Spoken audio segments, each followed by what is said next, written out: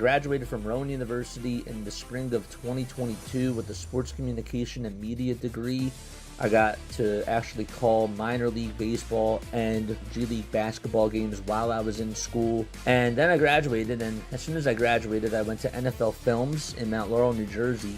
And as much as I loved that experience, I miss putting on the headsets. I decided, you know what, talk is cheap.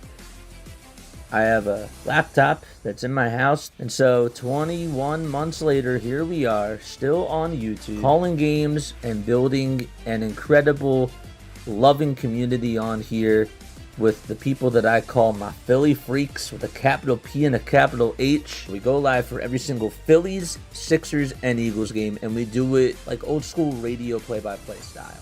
I'm Jason Joseph, and this is Play-by-Play with JJ. I showed a swung on, barreled out to right field. Bye-bye baseball. That baby is long gone.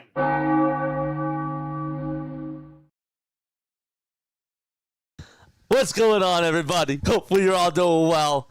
I missed you all so much. My name is Jason Joseph. This is Play-by-Play with JJ. It is opening day, baby. Let's go. Let's go. Let's go. Oh, I'm so pumped. I'm so fired up, man. I have been waiting for this day for a very long time, and we are here. We are finally here. And it's so exciting. It's so awesome. I got the Bryce Harper bandana on. You know what I'm saying? I had to go all out today. I had to rock it. I had to put on the Phillies shirt. And I am all ready to go.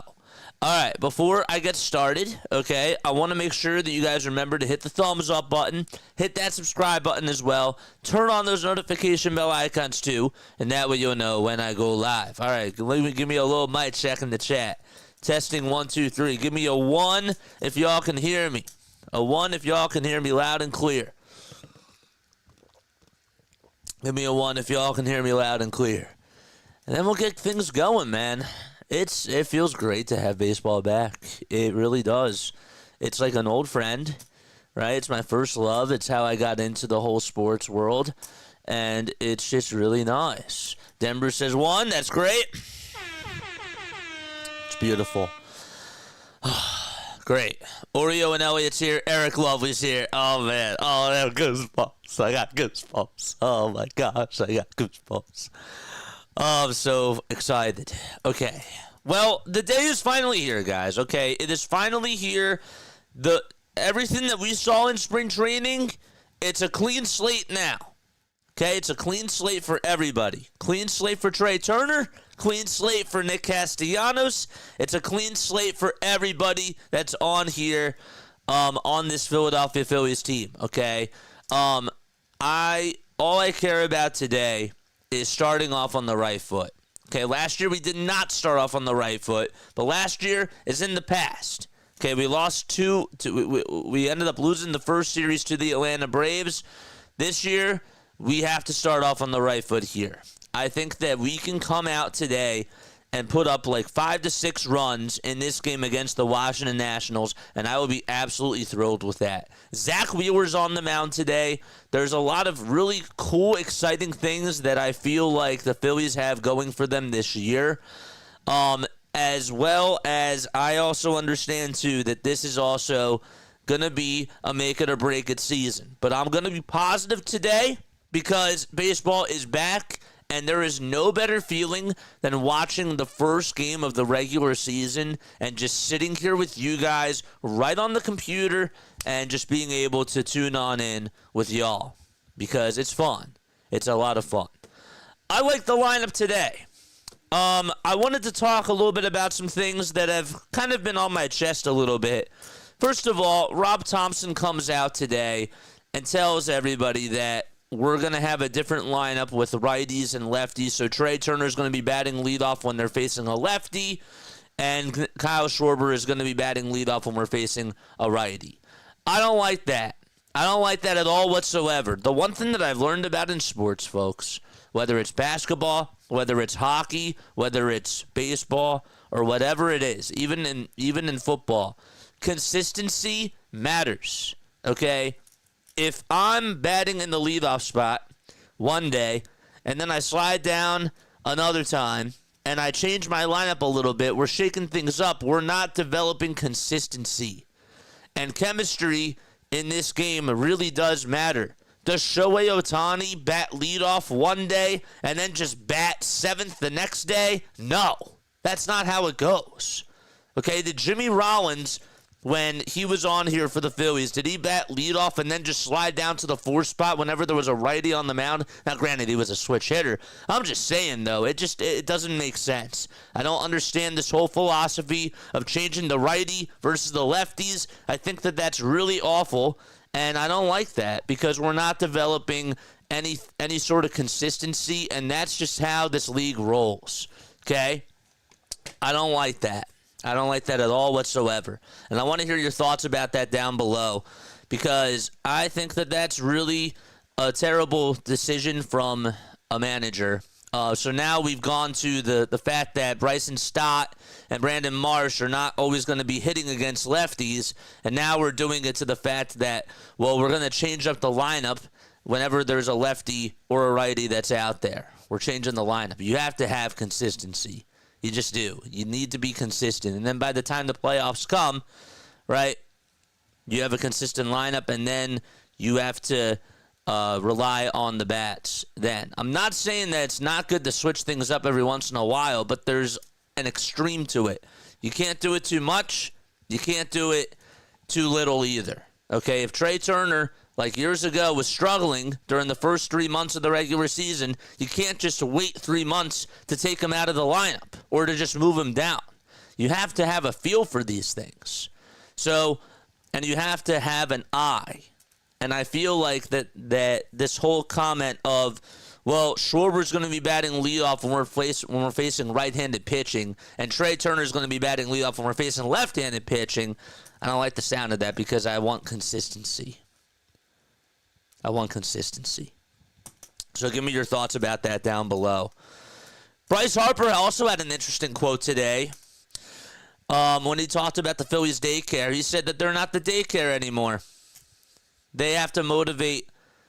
They have to go out there, and if they're doing really well, that should be motivating us. Now, I don't believe that Kyle Schwarber, JT Realmuto, and Trey Turner and Bryce Harper and all the whole core, if you will, needs motivation. But I understand what he's saying. They are not the daycare anymore.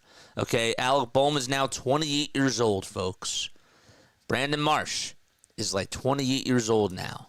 Okay, they're not young. Bryson Stott's 27. So they really do have to produce this year, and there's no excuses. There's no excuses at all whatsoever. And I kind of liked that quote coming from Bryce Harper because that sort of tells me that they're hungry and that they want this. So, yes. All right. So what are your final score predictions? Make sure that you comment them down below right now, too. Again, the bots. I need the mods to really be on the lookout for me today because the bots are obviously back, and I need them to just go away. So that's it, man. How do you guys feel coming into this game? I'm like so excited. I have butterflies in my stomach. It feels like it's the first day of school where it's syllabus day, and you just get a little bit nervous. It's like you're back in class, like you're in a brand new class with new people, but there's like old friends and stuff, and it just feels good. It feels good. It feels nerve-wracking at the same time, and it's exciting. It's really exciting. I can't wait. Let's go, baby. Let's go. Oh, let's go. Yeah, so let me know what your final score predictions are down below. Please tell me right now. What are your final score predictions? We got 6-3 Phils, says Hardcore for All. 4-1 Phils, says Broken Bell Network. All right, cool. Flexing and Steppins here. What's going on, my friend? What is up, my guy? Again, we had to rock the Bryce Harper bandana today. We just did. I expect today, here's going to be my hot takes for today's game. Okay? I don't really know if this is a hot take, but this is sort of my thoughts of what's going to happen in today's game. Zack Wheeler is going to go 6 strong innings. Okay? He's going to get 8 strikeouts. He's going to only allow 1 earned run, and he's only going to allow 1 walk. 6 innings. I'm going to write this down right now. This is my first prediction. 6 innings from Wheeler, 8 strikeouts, 1 earned run, and 1 walk.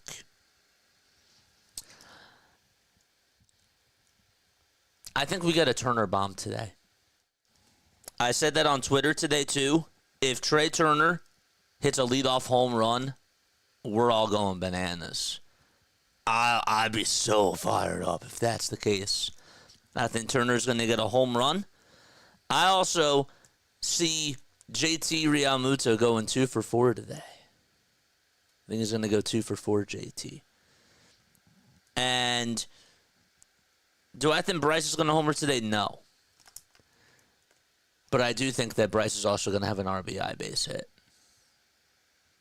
So, I'll say RBI base hit from Bryce, and I'm going to go 2 for 4 from JT. And I also think that we're going to see Alvarado. Actually, I don't think we are going to see Alvarado. I'm going to change that up. But I'm excited. I'm so stoked. It's just how many minutes away? 7 more minutes away? That's insane. That's absolutely wild. We got a $2 super chat from Louie. Louie, you are.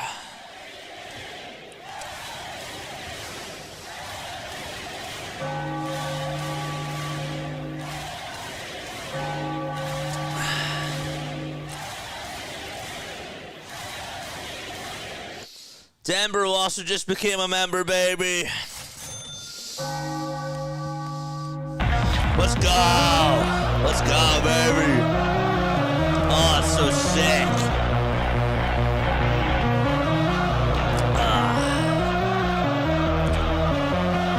We got a new membership. Let's go, baby. Oh, it's so cool. Did I miss any other comments? I don't think I did. I don't think I missed any other comments today. There we go. Plus, you can't change it up in the 8th when the other team brings in a reliever based on our order. No, I agree with you on that. Consistency really does matter. Okay, how many times have we seen over the years? And I know it's a different sport. I get it. But how many times did we see the Philadelphia 76ers make all these moves during the middle of the regular season just to try to see if they could get the right fit with Joel Embiid? And Joel Embiid has complained over the years that he needs chemistry. Well, obviously now he needs good health, but I'm just saying that even when he was healthy throughout this whole quote-unquote process, he needed guys to play together. And he needed consistency with the lineup. And that's the same thing for this Philadelphia Phillies team. They need to have some sort of consistency, and that's what I want. That's exactly what I want today. All right, thank you all so much. D also just had a $5 super chat. Happy opening day, baby. Let's go. Let's go, Phils. All right, let's get into our live stream. Hit that like button. Hit that subscribe button as well. Turn on those notification bell icons, too, and that way you'll know when we go live for Phillies, Sixers, and Eagles baseball. All right. Okay, we are ready to rock and roll in just a few moments. Anything else that I wanted to talk about in regards to today? Roman Baird is here. We got Lou over here. I'm just so happy to see you all.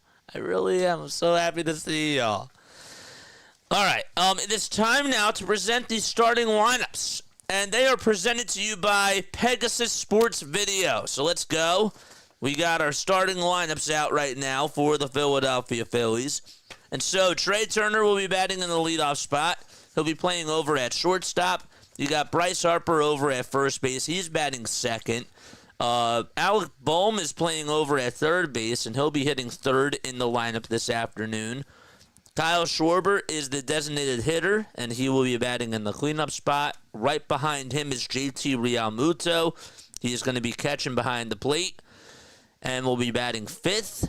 We also have Max Kepler in the sixth spot, and he'll be playing out in left field, batting sixth. Nick Castellanos is going to be the right fielder today. Played all 162 last year, and he will be batting 7th in the lineup this afternoon. Behind him is left-handed hitter Bryson Stott, who's over at second base. He'll be hitting 8th, and Brandon Marsh is going to be batting 9th. He's playing out in center field and will be the caboose of the lineup. All right, cool. Let's go, baby. I love this. All right, and for the Washington Nationals, who's their lineup going to be? All right, so they got C.J. Abrams over at shortstop. He'll be batting in the leadoff spot. James Wood, the left fielder, who also bats left-handed, he'll be batting 2nd. Luis Garcia Jr. playing over at second base, and he will be hitting 3rd. Josh Bell back with the Washington Nationals, and he is DHing today, batting in the cleanup spot. Nathaniel Lowe, former first baseman of the Texas Rangers, is now with the Washington Nationals. He's batting 5th, playing over at first base. Paul DeJong is over at third base, and he'll be batting 6th. The catcher is Keibert Ruiz. He's catching behind the plate, as we just mentioned. Dylan Cruz is the right fielder. He's batting 8th. And then Jacob Young, playing out in center field, is batting 9th for the Washington Nationals. So again, it's Abrams, Wood, Garcia Jr., Bell, Lowe, DeJong, Ruiz, Cruz, and Young. And, of course, the Washington Nationals managed by Dave Martinez, who won a World Series back in 2019. And he'll be going up against our skipper, Rob Thompson. Mackenzie Gore is going to be on the mound today, and I saw a stat that I kind of wanted to talk a little bit more about. I'm going to pull it up here. Mackenzie Gore has really struggled against the Philadelphia Phillies overall, and I'm trying to see where I have this. I think it's actually on my timeline. I think I retweeted it. It was from, who was it from? Here it is. It was from Phillies Tailgate. Mackenzie Gore's career stats against the Phillies. Listen to this. He's gone 45 1/3 of an inning. He's allowed 48 hits, 25 earned runs, 7 homers, 16 walks, 46 strikeouts, and he has a 4.96 ERA along with a 1.41 whip. Again, 45 1/3, 25 earned runs. He's given up 7 homers. The Phillies just know how to hit off of him. They do. They've done a very good job against him throughout his career. And I expect today he's going to get off to a shaky start. Now, this is what I don't want. Okay? I want patient hitting approaches. If I see Hack-a-Trey today, if I see Hack-a-Casty today, I'm not going to be happy with that. Because, again, it's exciting. But they need to lock in. They need to lock in today. All right? That's what has to happen. Dylan Town is on here. What's going on? Thank you all so much for tuning on in. We've reached already 100 comments. Let's go. All right. So good. Very, very nice. Also got my Pegasus sports hat. Let's go, baby. I think I will, I'll put this on a little bit later. So Gore's going to pitch. Last year, he went 32 starts. He had a 10-12 record. He pitched 166 1/3 of an inning. Also had a 3.90 ERA, 65 walks allowed, 181 strikeouts, too.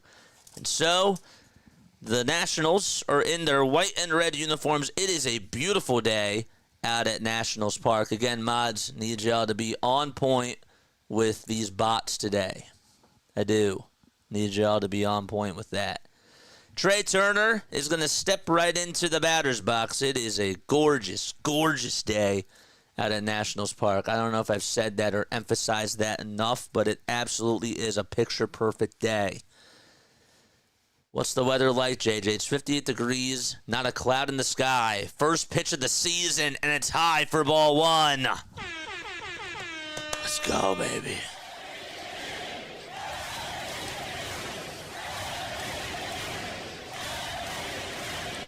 The 1-0 pitch to Trey. Foul ball.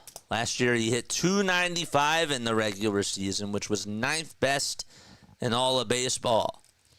It's 1 ball, 1 strike. Gore is on the mound, and he is facing Trey Turner here, the left-handed pitcher from Wilmington, North Carolina. And the 1-1 to Turner, and he fouls it back over towards the screen. Defensively for the Nationals, they got Gore on the hill. They got Ruiz behind the plate. And then the infielders over at first base, it's Lowe. At second, it's Garcia Jr. At third, it's DeJong. And at short, it's Abrams. The 1-2 is way up high for ball 2. And in the outfield for the Nationals, they got James Wood in left. The center fielder is Jacob Young. And the right fielder is Dylan Cruz. 2 balls, 2 strikes to Trey Turner. Harper waits in the on-deck circle. And the pitch to Trey. And that's just fouled off. It was a curveball that was heading into the dirt. And Trey gets a piece of it. Come on, man. 2 balls, 2 strikes. Gore kicks and fires the pitch. Swing and a miss. That was a fastball that was a little bit inside, but it came running inside at 96 miles per hour. And there's 1 away. Okay.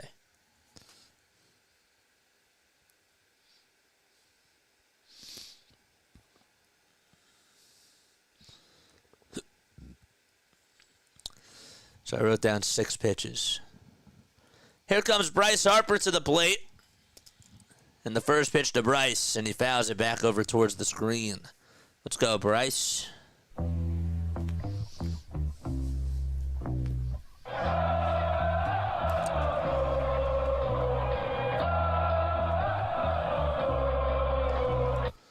The 0-1 pitch to Harper's, and that is a called strike. That's a sweeper that's at the kneecaps for strike 2. Roman is here. What's going on, my friend? How are you? Final score predictions. Make sure that you guys comment them down below, and as you walk on in, like and subscribe. 0-2, swing and a miss. Good morning, good afternoon, and good night to Bryce Harper. So he looked at a sweeper before, and then when chasing after a sweeper that was over on the outside edge. So there's 2 up, 2 down already. And that'll bring up Alec Bohm to the plate. The money line for the Phillies right now is at -130. The ball is 1 strike. The pitch to Bohm, and he fouls it back. Alec last year was second in the National League in doubles. He had 44 last year. 2 outs, nobody on. Harper and Turner both struck out, and the 0-1 delivery is down.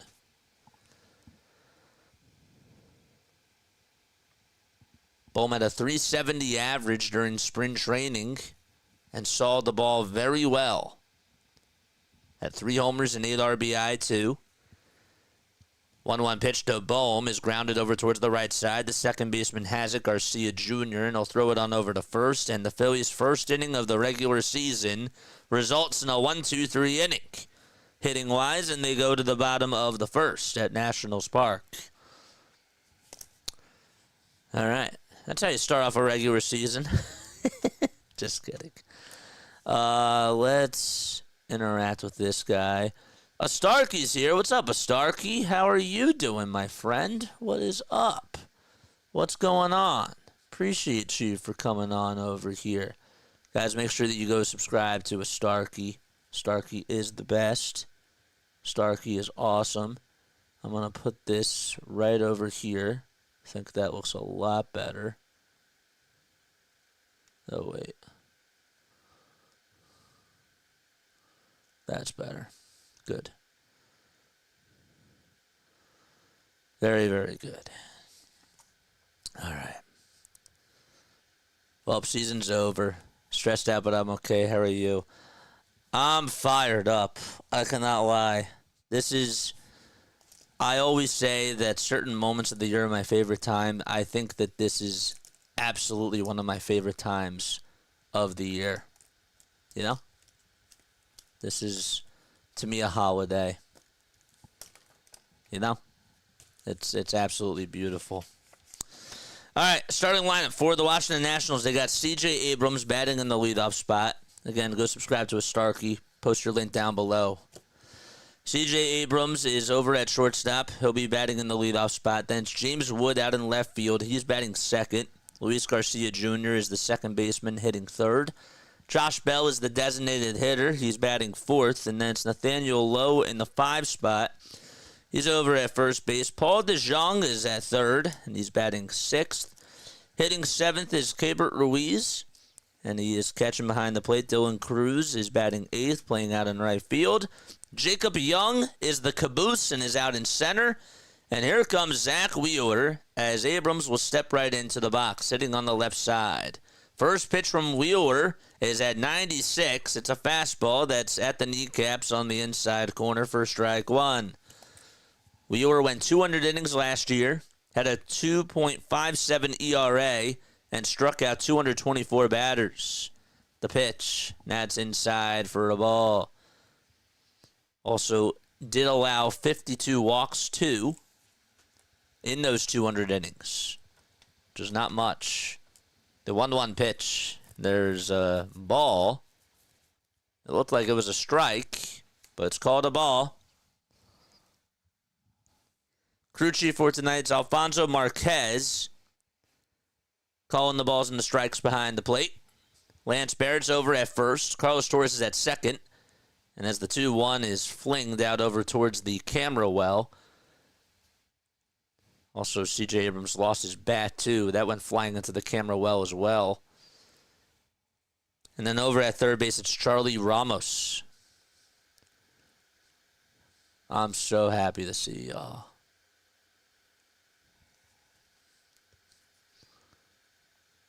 Undo that transform.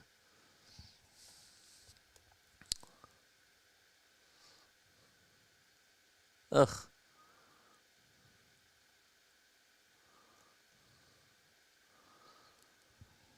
2-2 pitch on the way, and that's just inside for ball 3. Let's go, baby.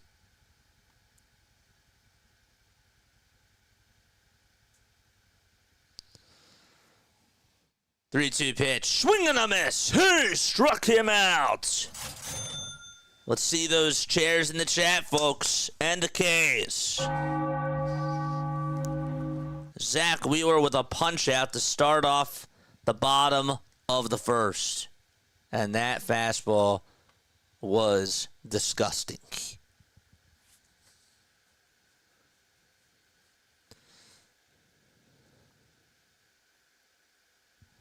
Pitch on the way. Ground ball. Diving stop by Stott. He gets up. He throws over to first, and there's out number 2. Good play by Stott to flash the leather over at second base. And so there's 2 up, 2 down. So Wood grounds out sharply over to Stott. They played him over towards the right side. I think Stott this year is going to win a Gold Glove over at second base again. Now it's Luis Garcia Jr. who steps into the box, and he fouls off the cutter at 93.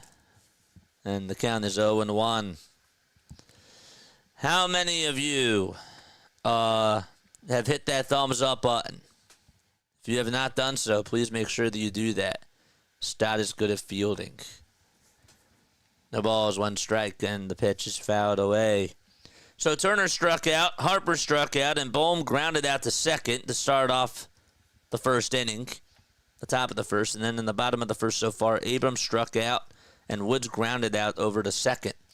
And the 0-2 pitch, another swing and a miss, and another strikeout by Wheeler. So 1-2-3 went the Phillies in the top of the first, and 1-2-3 go the Nationals here in the bottom of the first. We head to the second, no score, out at Nationals Park on Major League Baseball opening day. Let's go. 53 thumbs ups already. Oh, that's a very good start. I love the sound of that. Final score predictions from those of you that have not participated. Please let us know down below. We got another $5 super chat, baby. Let's go. JJ, I'm going to the opener on Monday. If you are to link up, I will buy you a beer. Oh, thank you so much, man. I appreciate that. Aww. I really appreciate that, dude. That means so much. I will probably not be there on Monday, but I do really appreciate that very, very much. Man, the Philly faithful, I love my Philly freaks so much. Let's go. Let's go, Wheeler, baby.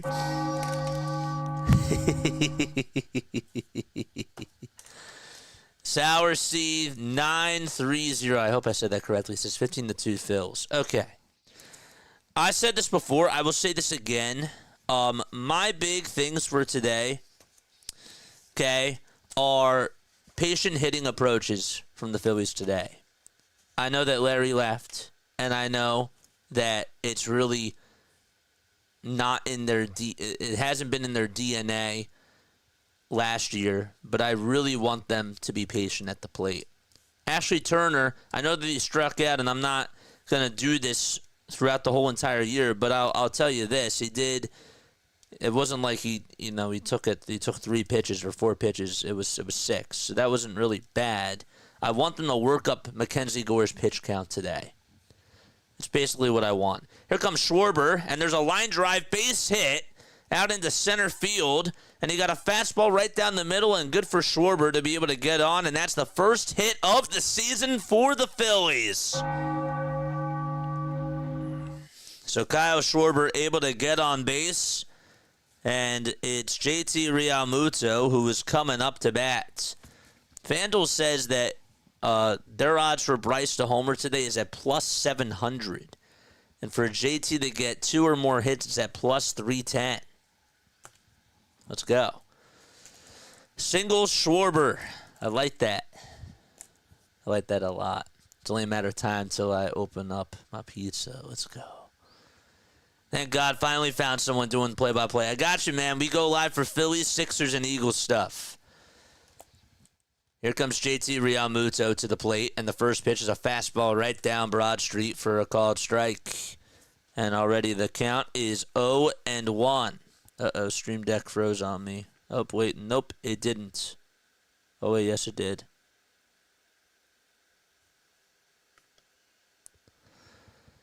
Oh, 1 pitch, and there's a called strike. And the count is now 0-2. George! No balls, 2 strikes. The pitch to JT, and it's a foul ball that goes out of play. We are 33 subs away from getting to 5,000, man. Let's keep going. Thank you all so much for subscribing to the channel. RR Soccer, appreciate you. 0-2 to JT, and he gets a fastball right down Broadway, but it's just fouled back over towards the screen. Denver on Twitter, if you're a Phillies fan that can't watch the game because MLB TV sucks, come over on YouTube. Yeah, baby. Denver, shout out to you.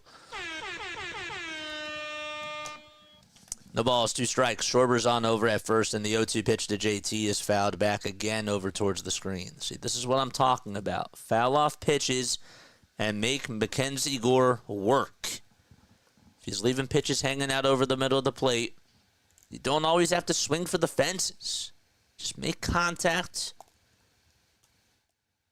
and work up his pitch count. Gore kicks and fires and throws it high and away for ball 1.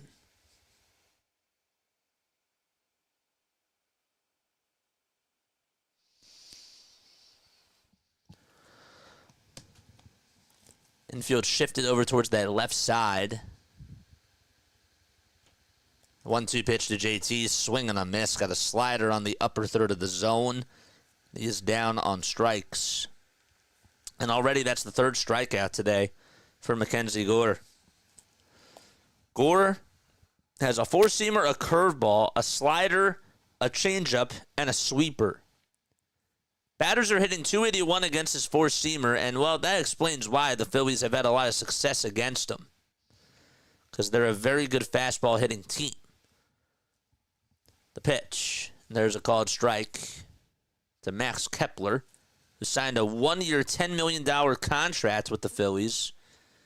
Played with the Minnesota Twins for 9 years.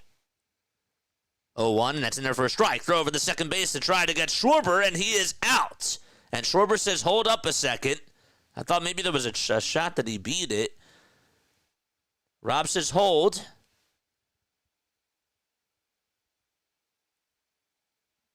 And he says, play on. So Schwarber was out, going over to second base. I like the idea there. But it was a really good throw by Keibert Ruiz. And a beautiful swipe by Abrams. He just got him. That angle certainly does show it, yes. Got him right on the left knee.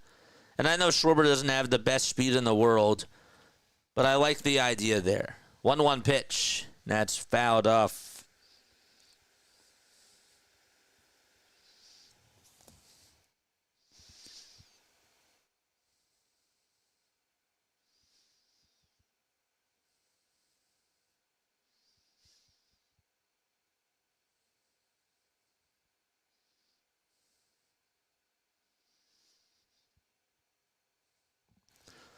One-two pitch. That's inside for ball 2. It's early in the game. I like the aggressiveness there. And he hustled. 2 balls, 2 strikes. The pitch. There's another foul ball. Thank you all so much for coming on over here. Thubbed and solved. Love it. Thank you so much, man. We're going to be doing every Phillies game this year. 2-2 pitch on the way, and there's a called strike 3, and Kepler was looking at a pitch that was on the outside corner, and the inning is done. So, we head to the bottom of the second. After Schwarber got on with a single, JT struck out, and then Schwarber got caught stealing second base, and Kepler was called out on strikes. And we go to the bottom of the second. I'm fine with him running there. Again, I thought that he hustled. Thought he actually didn't have a bad jump. And he was almost safe there. I know almost doesn't count, but, you know, he's trying to make a statement. He's trying to make a statement. He's trying to get a run on the board. I appreciate that. I want them to be more aggressive. I want them to be more aggressive, but I want them to do it in good spots. And that, I thought, was a good spot there. I do. Jesus Shuttlesworth is back, baby. Let's go. Let's go. How many people we got tuning on in? We got 142 people rocking with us. You know what we're going to do? We're going to score some runs today. And we're going to go out there and get that done. No way they threw out the speed demon. Ay.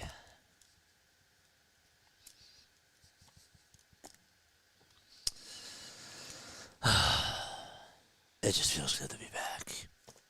No more of the stinking Sixers. No more of not watching Eagles football, and no more of the whole John Tortorella thing. You know, Tortorella got fired today. That was great. It all had to be deserved. We got another $5 super chat from David, baby. Let's go.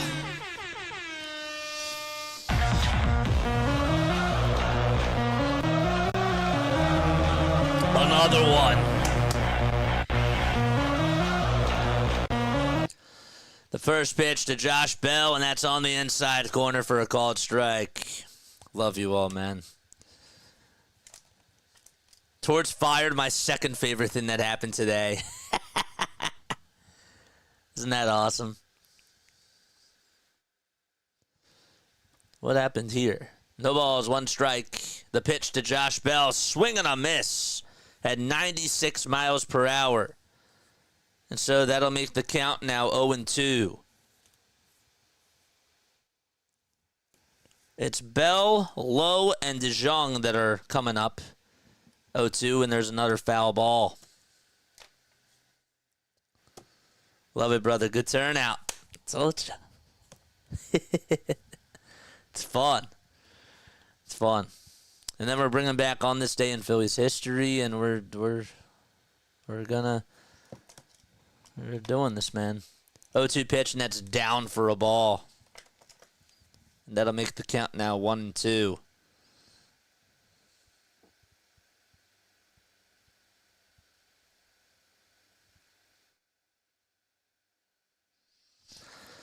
One-two pitch, and another foul ball that went in and out. It didn't go in and out of the glove of JT's, but he still couldn't hang on to it.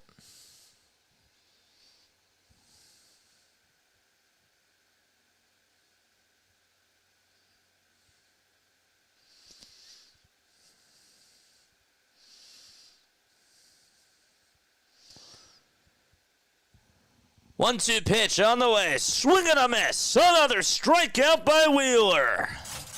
1, 2, and 3. Rack up those chairs in the chat. Let's go, Zach. Let's go. Oh.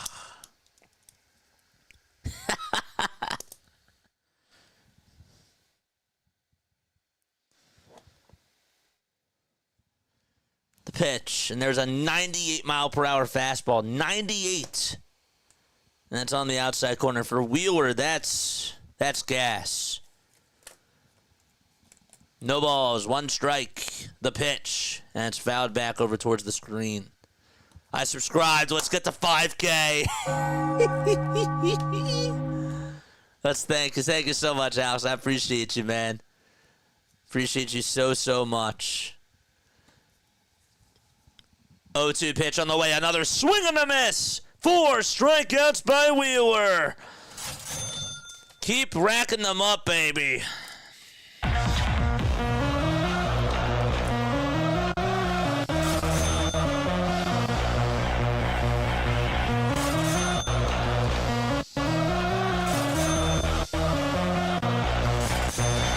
Love it. Wheels up. 4 strikeouts. DeJong comes up and stares at a fastball on the outside corner, and it's a called strike. No balls, 1 strike to Paul DeJong. The windup and the pitch from Wheeler. Another swing and a miss. That sweeper was disgusting. Was on the inside corner, and DeJong was thinking fastball and got fooled. Paul batted .227 last year with the White Sox and the Royals. 0-2 pitch, and that was on the outside corner, but they don't call it a strike 3. Ay. They did not call that a strike 3, and it most certainly was.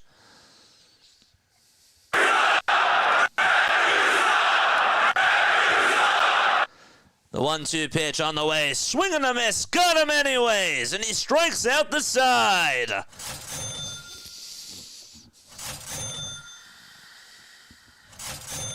That's how many strikeouts he's had in this inning. And we go to the 3rd. Top of the 3rd coming on up. Phillies and Nationals scoreless. Zack Wheeler.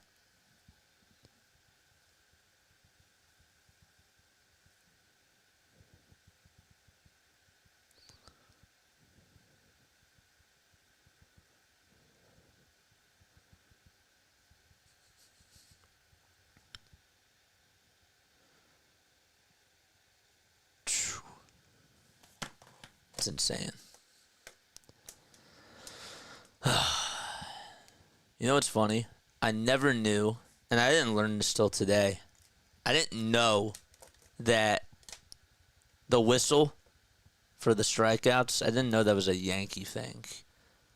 I always thought that was just a baseball thing, but it's a Yankees whistle. It's a Yankees strikeout whistle. And it makes a lot of sense now. Thank you all so much for subscribing, man. Let's go. JJ, another sub above. From Philly, living out in Seattle, local blackout stinks, so I'm so grateful to tune on in. Roy, let's go. Let's go, Roy. Thanks so much for finding this channel. Appreciate you, man. I absolutely appreciate you.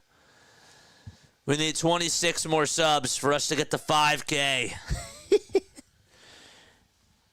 It's unbelievable. By the way, the Orioles have put up 6 runs already, and it's in the top of the 4th. So we're going to the 3rd inning. Zack Wheeler has been wheelificent. And so the Phillies offense, though, needs to wake up. Schwarber did have a single in the 2nd, but then got caught stealing after JT struck out. And then to end the inning, Kepler struck out looking. Gore kicks, fires the pitch to Casti, swing and a miss, and the changeup at 85 miles per hour.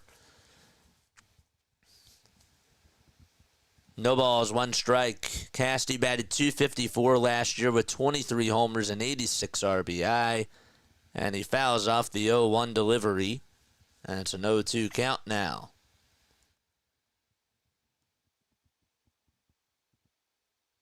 Casti was just one of 4 players in the National League to play in all 162.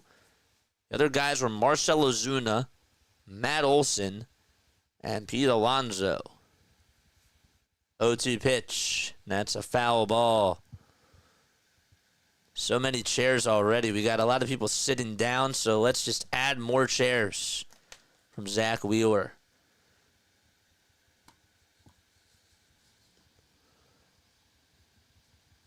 Casti will call for time. We cover Phillies, Sixers, and Eagles content on this channel. We appreciate you guys for being on here. The leg kick and the pitch to Casti, and he pops it up. It's a foul ball, though, and it does go out of play. Lifetime against Mackenzie Gore. Casti is 7 for 20 with 3 extra base hits. And he has struck out twice. 30 pitches for Gore. The 0-2 pitch up high and inside for ball 1.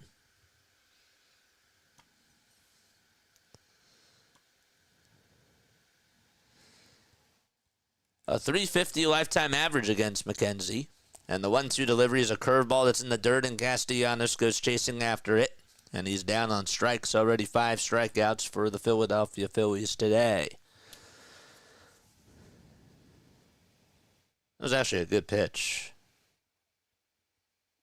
It wasn't like it was one of those, I call it pitches that spelled nothing but trouble. That was actually a good curveball. Now it's Bryson Stott who will come on up to the plate for the first time. And he stares at a 96-mile-per-hour fastball on the outside edge. Phillies are in their gray tops, gray bottoms. Have red Phillies with the blue stars over each eye on the front side of the chest. 0-1 delivery, and that's taken for a ball.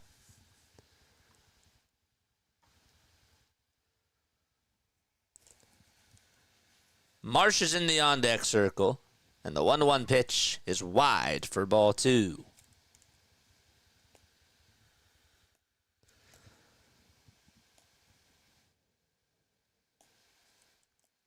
Five seconds left on the pitch clock. Gore kicks and fires the pitch. Foul ball. Don't forget, this is a lefty for Bryson Stott. Stott last year did not have good numbers against left-handed pitching, and neither did Marsh. Stott has red batting gloves on, and the 2-2 is way inside for ball 3.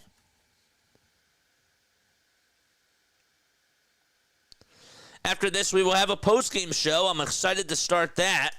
That'll be very, very cool. And we will be taking phone calls and Discord calls as well. Payoff pitch to Bryson Stott. Swing and a miss. Got a curveball on the outside edge. And another strikeout for Mackenzie Gore. 6 strikeouts for Gore. 5 for Wheeler. Whew.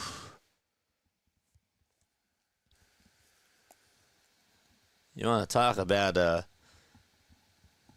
how good that curveball has looked today. It's looked really, really good.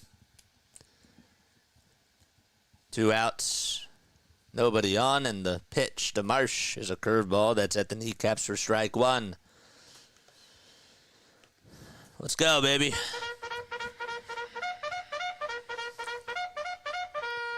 Charge! The 0-1, high and inside.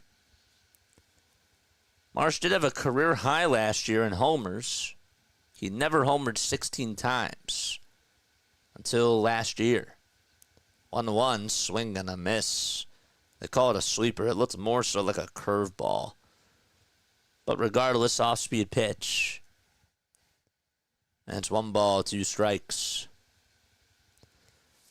Keep the likes and the subs coming, folks. How many of you think that Marsh should actually be the everyday center fielder? Please let me know down below.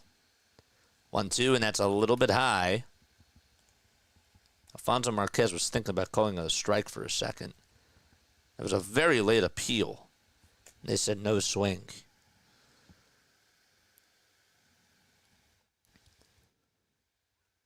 It didn't go. Hopefully the Phillies can get to the World Series. I agree. The 2-2 delivery to Marsh. Swing and a miss. Got a fastball at 97 up high at the eye level. And he's down on strikes. And, well, Wheeler struck out the side in the bottom of the second. And so Mackenzie Gore is playing a game of copycat. And he strikes out the side here in the top of the third. We go to the bottom of the third. Give Marsh a chance, says Bo. Larry says that he sucks against lefties. Yeah, what do you think about Marsh playing every day in center field?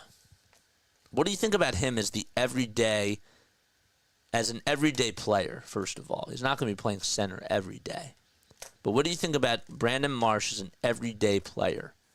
Comment your thoughts down below.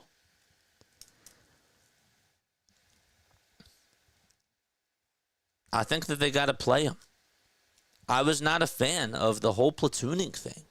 I'm tired of platooning guys and treating guys like they're babies. Can't do that. Tired of changing things up all the time. It's simple. You got to give them consistency. But then you got to understand when to pull and push the right buttons. Can't wait too long. But you can't have a short-tempered mindset either.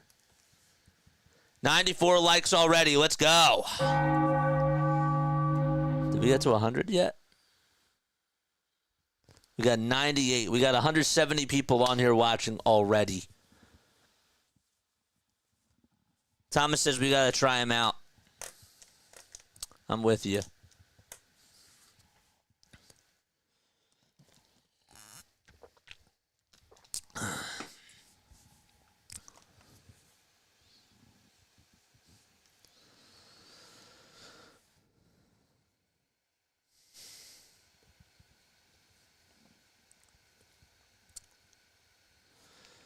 We're in the bottom of the third.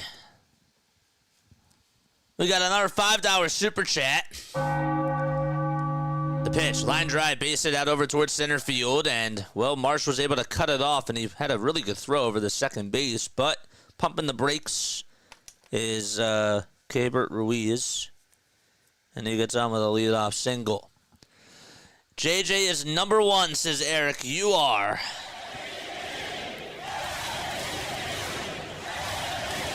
Appreciate you, man.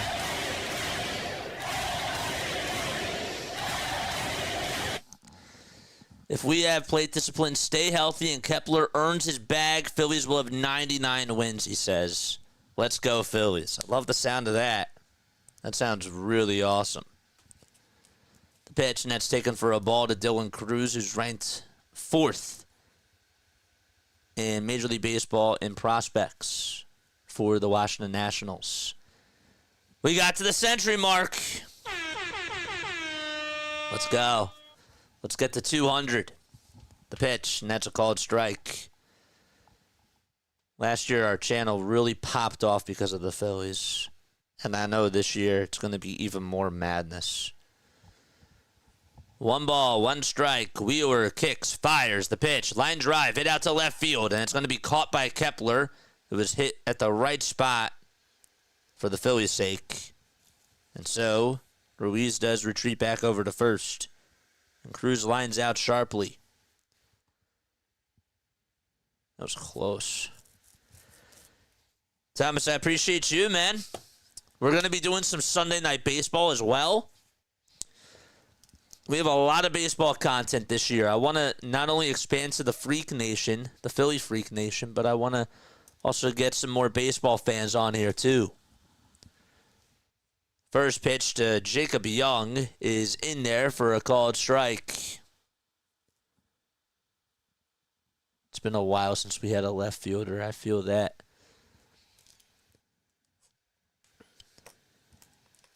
Oh, 1 pitch. And there's another foul ball. If you guys want to become members, okay, memberships are $2.99 a month. Where are my members at?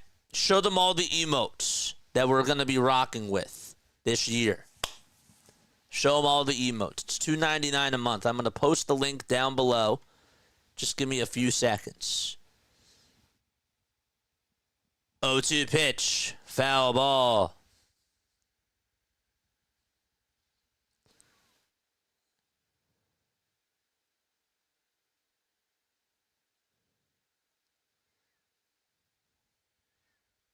This is the membership link right over here. 0-2 pitch. Another foul ball hit back over towards the screen.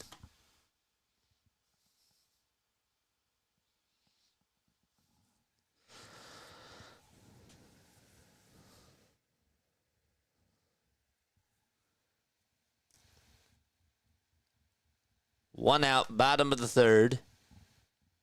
No balls, 2 strikes. The pitch just misses outside. And not by much. How many strikeouts for Wheeler this year, chat? How many strikeouts is Wheeler going to get this year? The 1-2 delivery, bouncing ball, hit over towards the mound. The throw to second, there's 1. The throw to first, 2. A double play.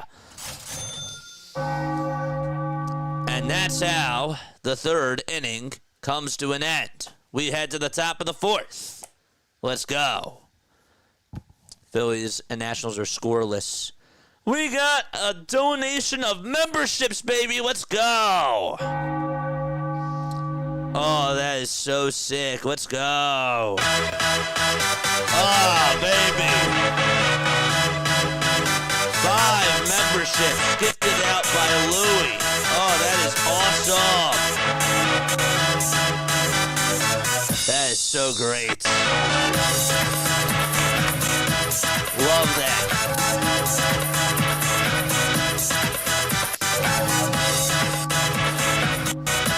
That is awesome.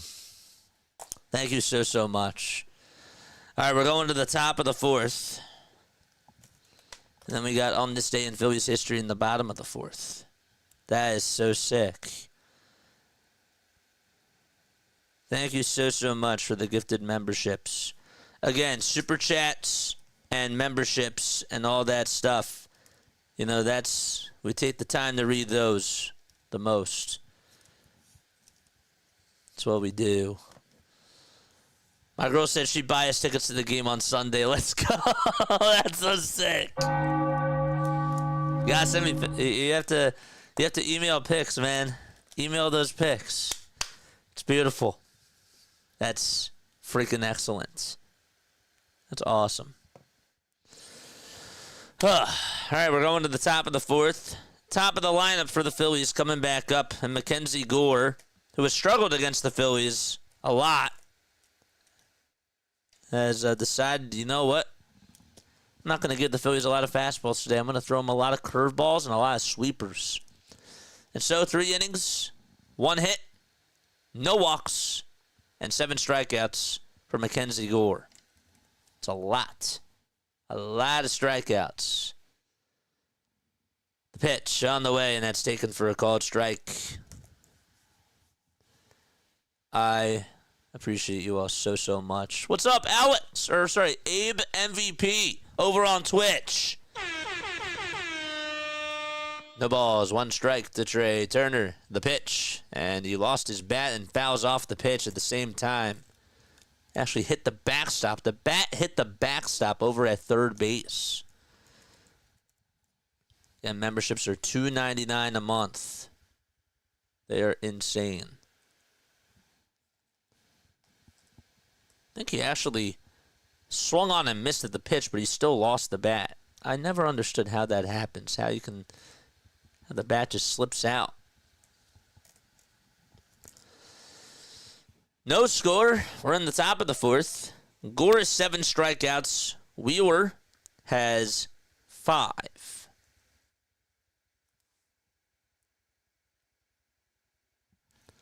Oh, 2 pitch. Check swing. Did he go? Pitch was a little bit high. And they say no.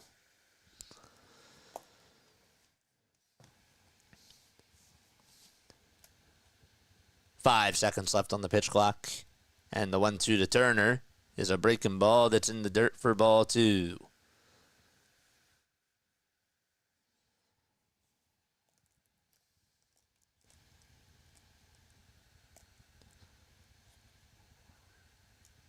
Turner struck out on 6 pitches in his last at-bat.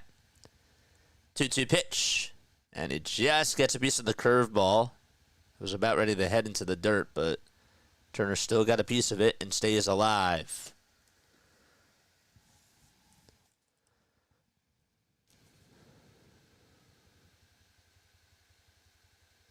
Yes, he just fouled it right off of his foot.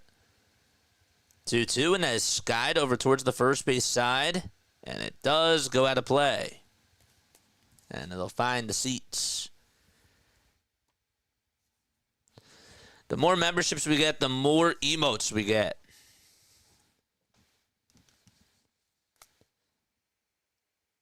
And actually, I want to do some more things with my members this year. Like going over game film and all that type of stuff.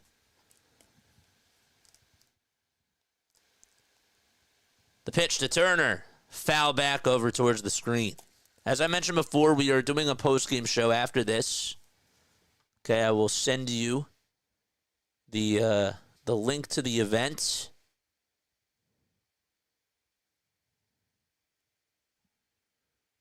Let's see if this works.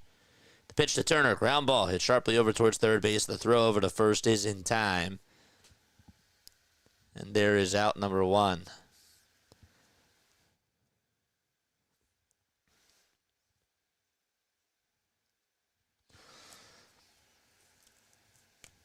Phillies offense has gone pretty quiet today.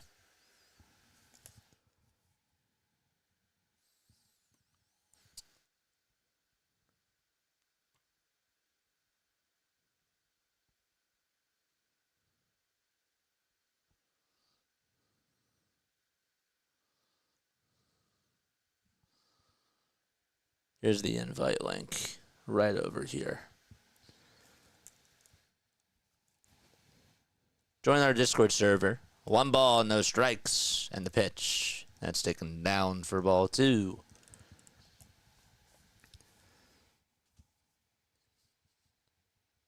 Gore on the hill.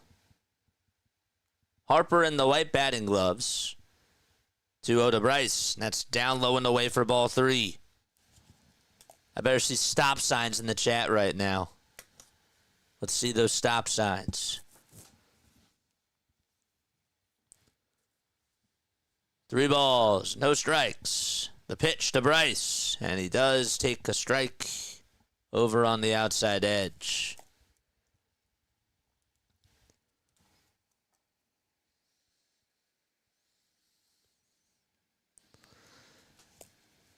The pitch to Harper, foul ball, hit back over towards the screen. There's those stop signs. Let's go. It was a 3-0 count. And the count is now full to Bryce. Bohm waits in the on-deck circle.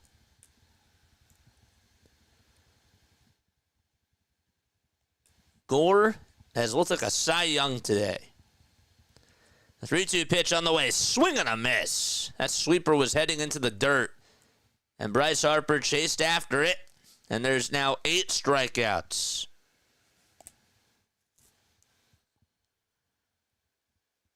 Not to diminish what the Phillies haven't done at the plate, Mackenzie Gore's curveball has looked disgusting.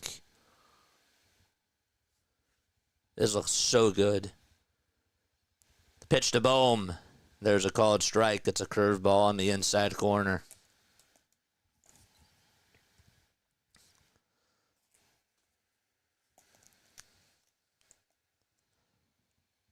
The 0-1 pitch. And that is downstairs for a ball. Gore does have 59 pitches in 3 2/3.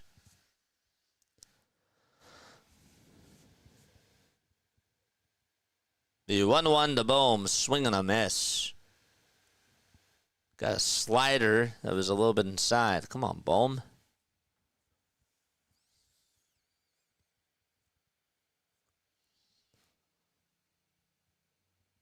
Gore does get set the belt, winds up and delivers, and Bohm gets a piece of it as the fastball was elevated and does stay alive.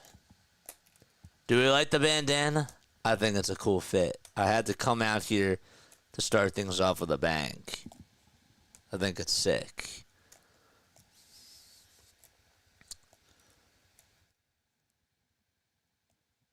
The 1-2 to Bohm, swing and a miss.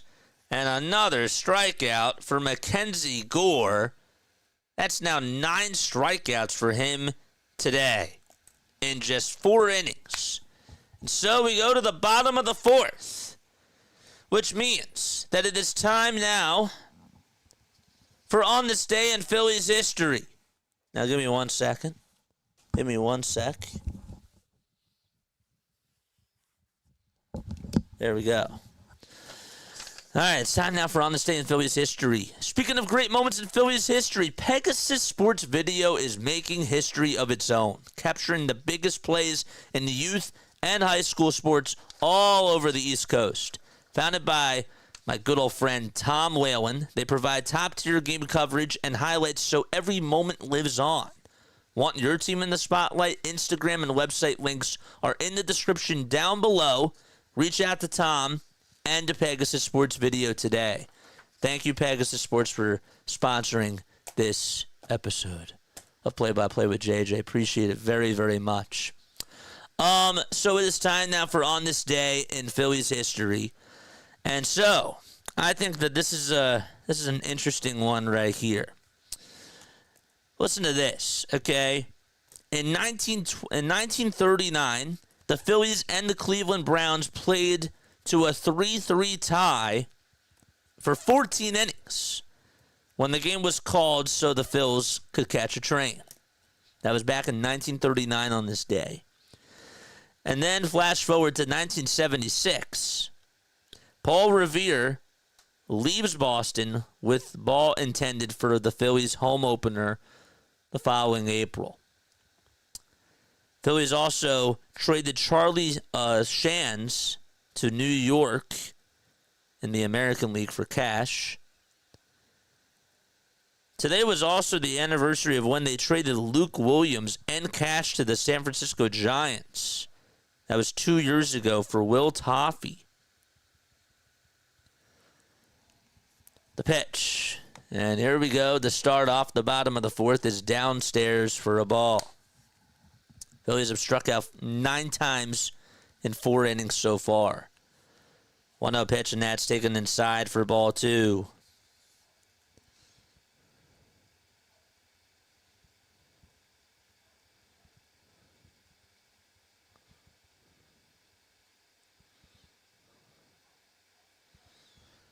Two-0 pitch. There is a fastball that's taken for a strike.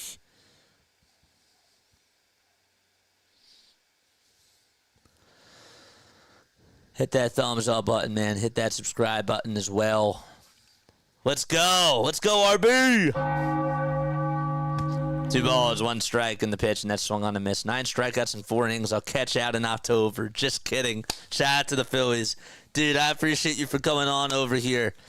Sorry, I'm a Nats fan. Wish we had you all summer, JJ. I feel you, man. 2-2 pitch on the way, and there's a fly ball hit out over towards deep center field. Marsh is going to back up over towards the track, and he'll make the catch just on the warning track for out number 1. And so C.J. Abrams takes one for a ride, but he misses it.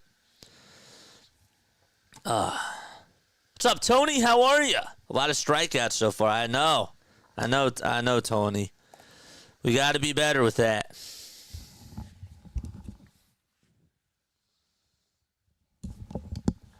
And again, shout out to Pegasus Sports. Sometimes, like when I wear the hats on stream, I get a little bit hot. I don't know why. It's like a thing that happens. 0-1 pitch, swing and a miss. And there's an 0-2 count now. Tony, shout out to you for coming on over here. I've missed all of y'all. 0-2 pitch on the way, and, well, James Wood lays off on the breaking ball.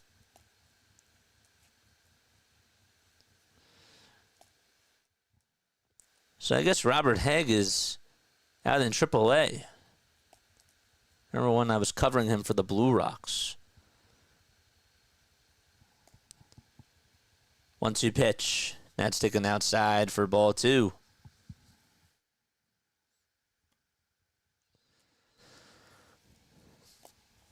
Keep hitting those like buttons and keep subscribing to the channel, baby. Got 191 people tuning on in. We will have a post-game show after this. And I want you guys to come on the Discord and also call into the show. We're going to do that every day.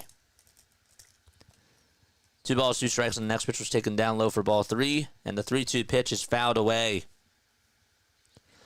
We need 23 more subs for us to get to 5K. I covered the Phillies, the Sixers, and the Eagles on this channel. That's what I do, man. It's going to be a big year for us for baseball. This is our 3rd year doing this. 3-2 pitch. There's a foul ball. That one goes out of play. Long story short about me, I'm a broadcaster from South Jersey. I went to school at Rowan University, and I graduated in the spring of 2022. And I was really fortunate because I got to call minor league baseball games for the Wilmington Blue Rocks and for the Delaware Bluecoats, which was so sick. Payoff pitch on the way, and that should have been called a strike, and it's called a ball. That was absolutely in the zone on the upper third, and it's called a ball, and Wheeler did not get the call there.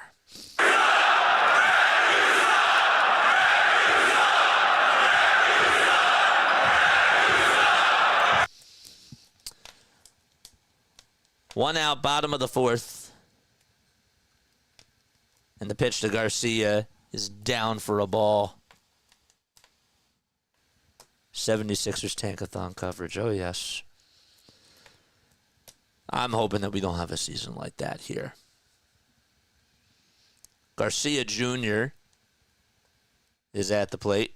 And the 1-0 pitch, ground ball hit over towards first base. Harper has it. The throw to second, there's one. The throw to first, and it's not in time, and Wheeler also dropped the ball, too.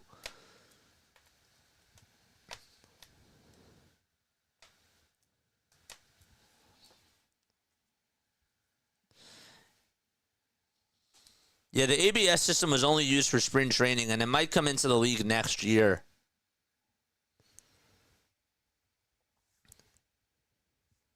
Let's see.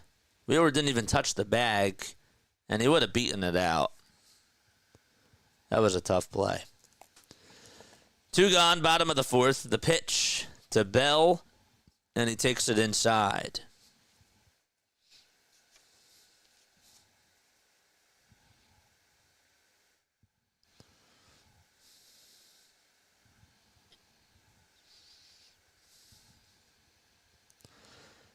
The 1-0 pitch, foul ball.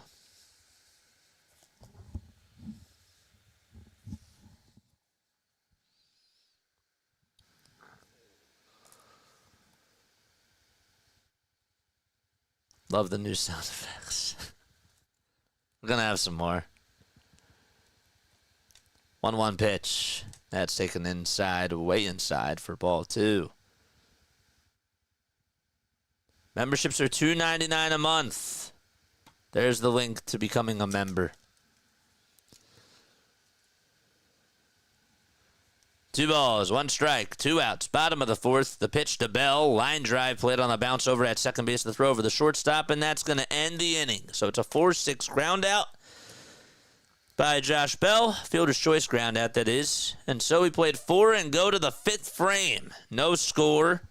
Neither team has blinked so far. All right, chat. Let's talk. All right, I'm going to give you a category. Okay, and you're going to tell me who's going to win this category, okay? Who has the best batting average this year on the Phillies? Who has the highest batting average this year on the Phillies? Just give me last names, whatever. I want to know who's going to lead the team in batting average during the regular season. Okay? I'm going with Trey Turner. Turner had a .295 average last year. I think he'll do it again. I think that he will bat .297. Elijah says Bryce. Denver says Kepler. That's interesting. Look at all these. Deja Vu says Harper. Everybody thinks Harper's going to have the highest average this year. Really?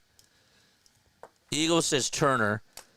Baumholtz says, I hope Trey does. What's over, Bo? Thanks for tuning in over on Twitch. I appreciate it. I appreciate you, man. Saquon Barkley. Oh, by the way, I can't forget about the YouTube vertical video. I'm so sorry about that. I knew I was missing something. Up here. I do apologize about that. I do. We got 17 over on the vertical stream. Thank you all so much for tuning on in. Zach, I appreciate you for the membership, dude. I really do. You think Zach's going to get one more strikeout? I do. Top of the 5th, and the pitch to Kyle Schwarber is taken for a called strike. It's a sweeper. Keep those likes coming. How many likes did we get? Did we get to 200 yet?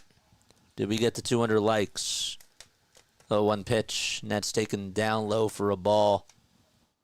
We got 130. We still need 70 more to go. No one wants to say Schwarber.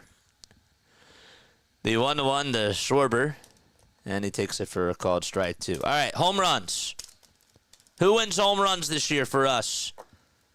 I think we can all agree Kyle Schwarber does. Matt says Stott's going to have the highest average. I'd love to see it. I would love to see it.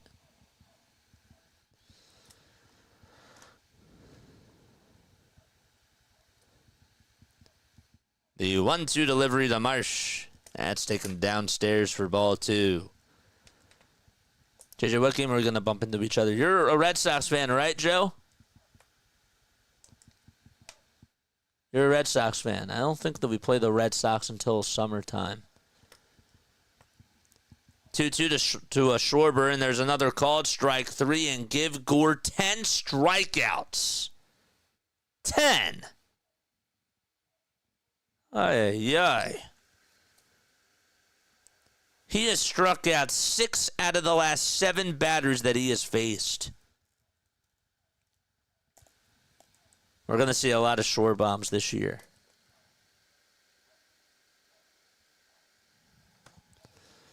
Pitch to JT. That's taken outside for a ball.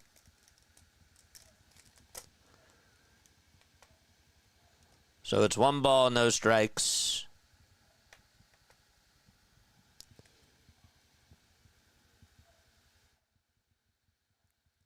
The pitch. And there's a strike called. The Phillies. Oh, that's right. Oh, my gosh. Now I remember. Okay, I'm so sorry. Again, you have to forgive me. I've been a little bit all over the place today. The 1-1, and there's another foul ball. I'm going to the park a couple of times this year. I don't know specifically when, but I am gonna go a couple of times. We got a $5 super chat from William. Appreciate you, my guy. 1-2 pitch to JT, and there's another foul ball. Whew. Appreciate you, man. Have a great season, JJ. Appreciate you. We need 19 more subs to get to 5,000. This is the most that Gore has had in 4 1/3. The 1-2, and that's outside for ball 2.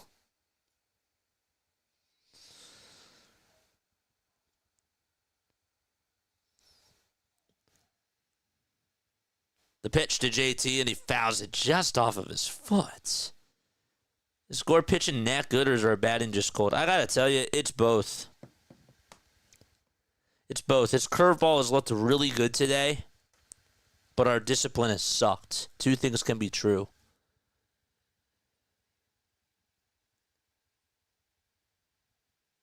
Pitch to JT, and he gets a piece of it. This is the best at-bat that the Phillies have had today.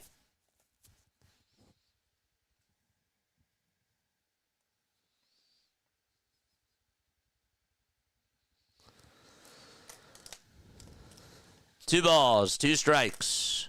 1 gone, top of the 5th. The pitch to JT, and he stays alive. Life and I go a few times this year. Hope to see you at the bank. Dude, I hope to see you too. I was slipping my mind. I was like, oh my gosh, there's a lot of people on here. I can't keep everybody straight. I feel so bad. But yes, I hope to see you again this year. That'd be so cool. 2-2 pitch, swing and a miss. That fastball was high and running inside, and Gore has 11 strikeouts. Another one.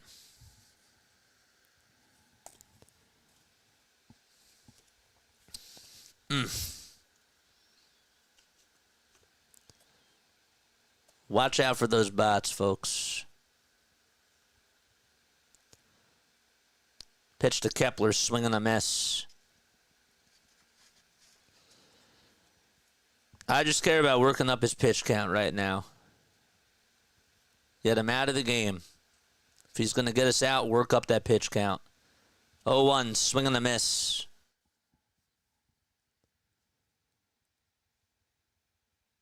Gore has never had a 10 strikeout game through his first 4 1/3.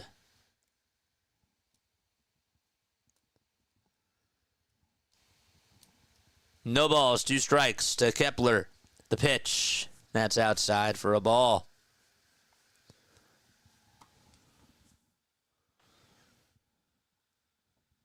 Thank you for all the super chats today, folks.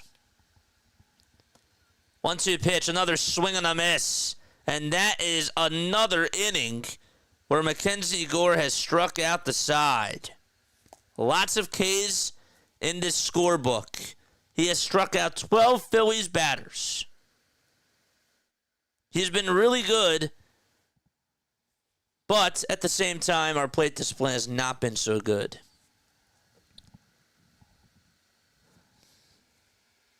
That's a career high now for Mackenzie Gore, 12 strikeouts. That is a career high.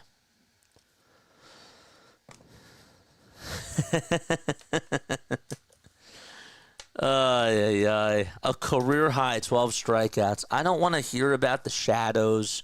I don't want to hear about not being able to see what the pitches are like. There's no excuse. If you're blaming it on the shadows, if you're blaming it on whatever, you're making excuses. That's not cool. It's not cool.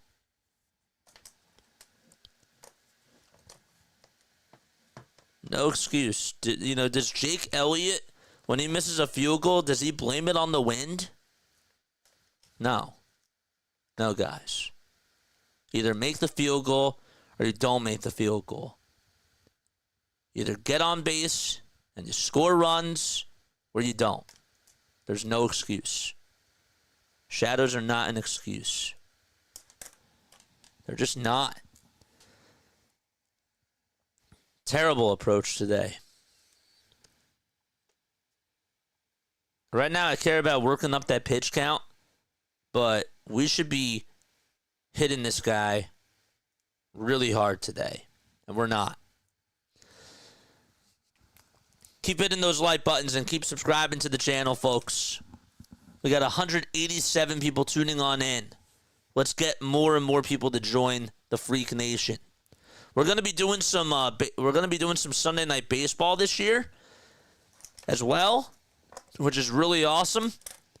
We're gonna have post-game shows after every single game. And the pitch is inside for a ball. KGB, I haven't seen you on here in ages. What is up? I thought something happened to you. I really did. I seriously thought something happened to you. 1 ball, no strikes in the pitch, and that's on the upper third of the zone to Nathaniel Lowe.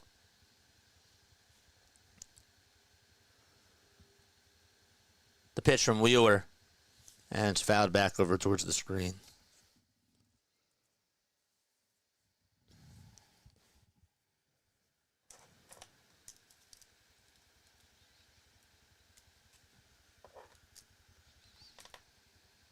I'm so happy to see you all. Hello, friends. 1-2 pitch. That's high and away for ball 2.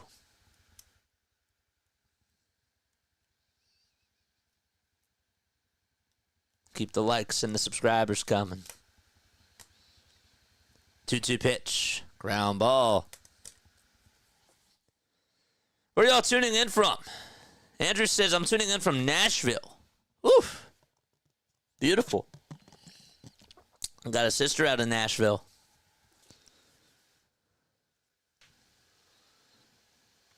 Two-two delivery on the way, and there's a cold strike 3. It looked a little bit outside, but Wheeler has not gotten a lot of the calls today, and he does get that one. 1, 2, 3, 4, 5, and 6 strikeouts for Zack Wheeler. And make it now 7, actually. Let's go. Davis says, I'm tuning in from Atlanta. Nice.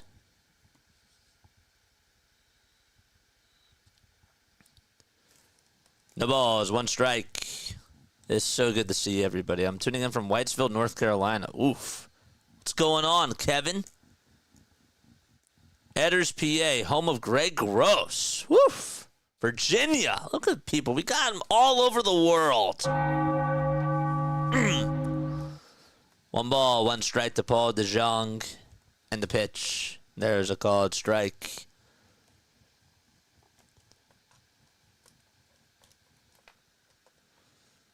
Delivering for UPS in Princeton. Oof. Justin Crawford's here. What's up, Justin? How are you, my friend? Justin, I want you to come up to the big league soon. 1 ball, 2 strikes. Bottom of the 5th, 1 out. 18 more subs for us to get to 5K. And the 1-2 delivery on the way. Swing and a miss. 7 strikeouts for Wheeler. Oof. Let's see 7 shares in the chat. I'm not even going to play them all. Oof.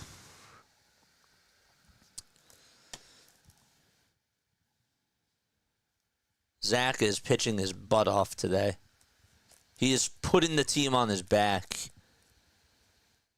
The pitch. And that's inside for a ball. We're only in the bottom of the 5th. Let's see 7 chairs in that chat. There we go. 1-0 pitch. That's down for ball 2. Again, after the game is done, okay, we are going live for a post-game show. Click on this link. 2-0 pitch. That's taken down for ball 3.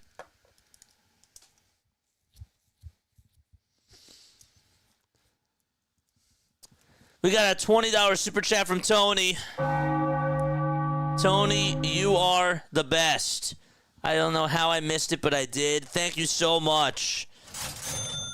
JJ, I hope we are not going to have a small ball conversation this year. Oh, I'm sure we are. I'm sure we are. That's why I didn't mind Schwarber stealing. I didn't mind it. It's now 3-1. And the pitch is fouled away again. Thank you so much for the $20 super chat, my friend. Abkadan, what's going on? Over on the vertical stream, how are you doing? Wheeler last year reached 130 points in the Cy Young voting, but Sale at 198. The pitch. There's a foul ball. Michael's getting ahead of me. He's getting ahead of me.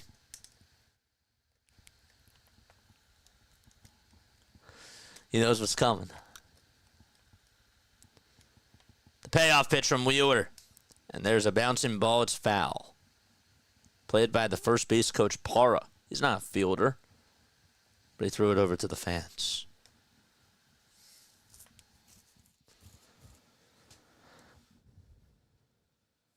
All super chats go to the top. We read them all off first. 3-2 pitch. There's another foul ball.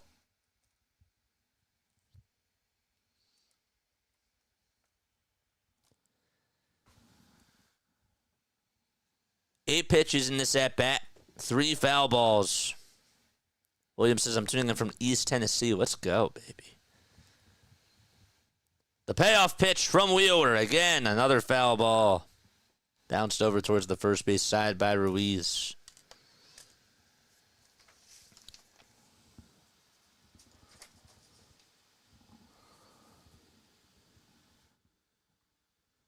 Let's get to that 200 mark, folks. Let's go. 3-2 on the way. Another foul ball. There's a cutter.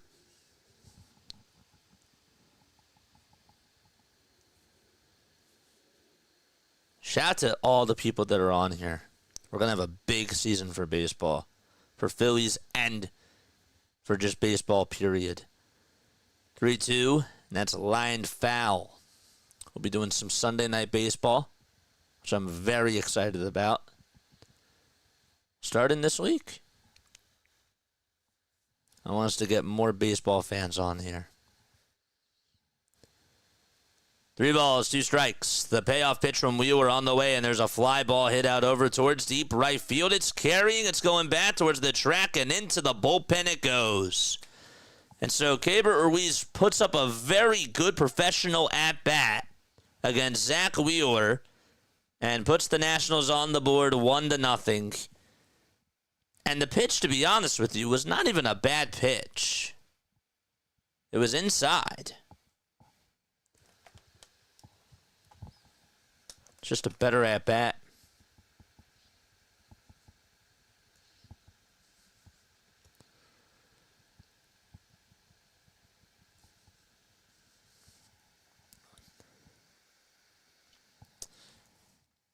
Just the second hit, or the third hit today by the Nationals. No, it was the second hit. Because the other thing was an error. 1 ball, no strikes.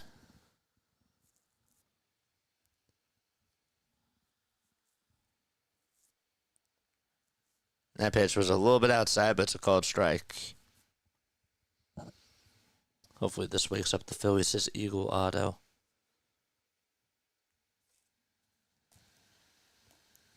The 1-1 delivery, and there's another fly ball hit out over towards right field. But Casty's there, and he makes the grab for out number 3. So Ruiz able to hit a solo homer and put the Nationals up 1-0. We played 5 frames and go to the 6th.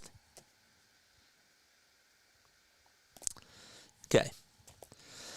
Make sure you guys like and make sure that you guys subscribe as well.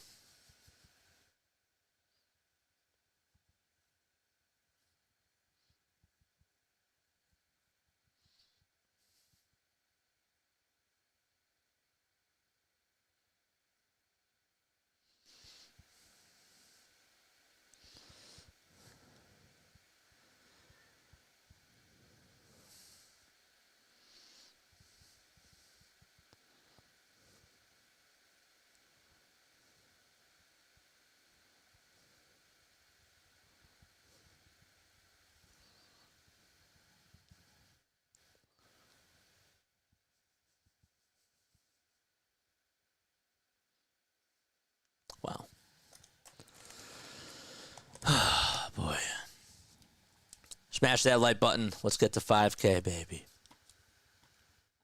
Good day to have a bet on strikeouts. Yeah. There's going to be a lot for us to talk about. I'm so happy that we're back. I've missed baseball.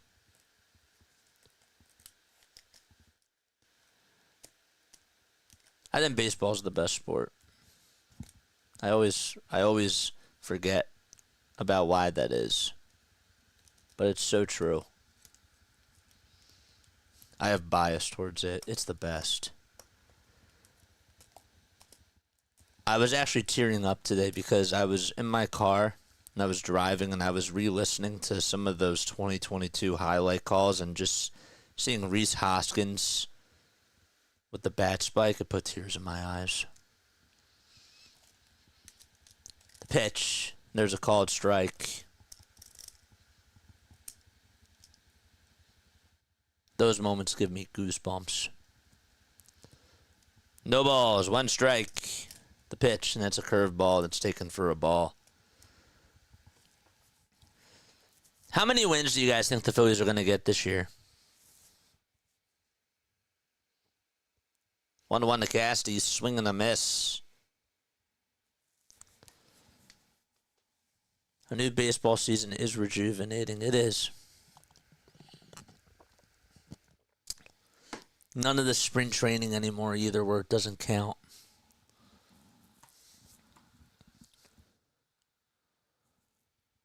One to the Casty. Line drive. Hit out over towards right field, and it's going to be caught. Ugh, he hit it so sharply, too. So Casty lines out to his counterpart. That's Dylan Cruz.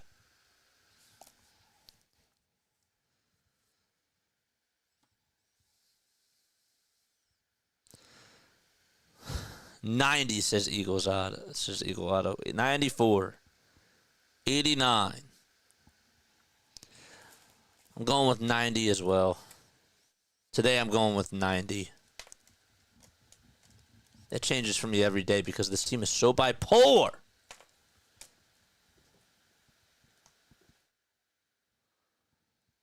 First pitch to Stott, and that's taken for a ball. Second pitch, and there's a called strike on the outside corner. Mr. Optimistic is here. There he is. What is going on, Brian? How are you, my friend? Just messing with you. 1 ball, 1 strike in the pitch, and that's taken high for ball 2. What's going on, my friend? How are you? Dylan says 100. 2-1. There's another foul ball. I had a feeling the Phillies were going to be like the Sixers. Yeah, it can either go so bad like the Sixers, as I said before, or it could be so great like the Eagles. I don't know. I don't know.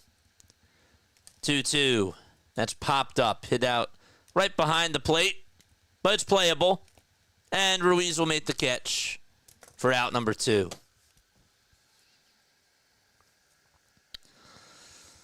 I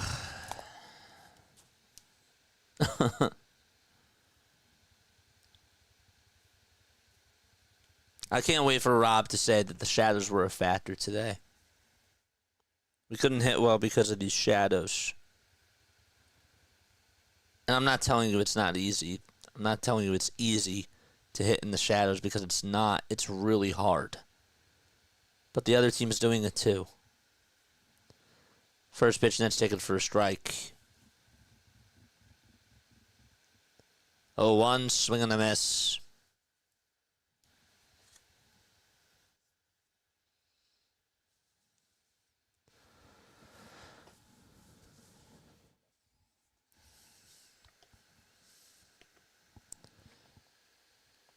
The pitch to Marsh. That's down for a ball. Let's go, baby. Charge!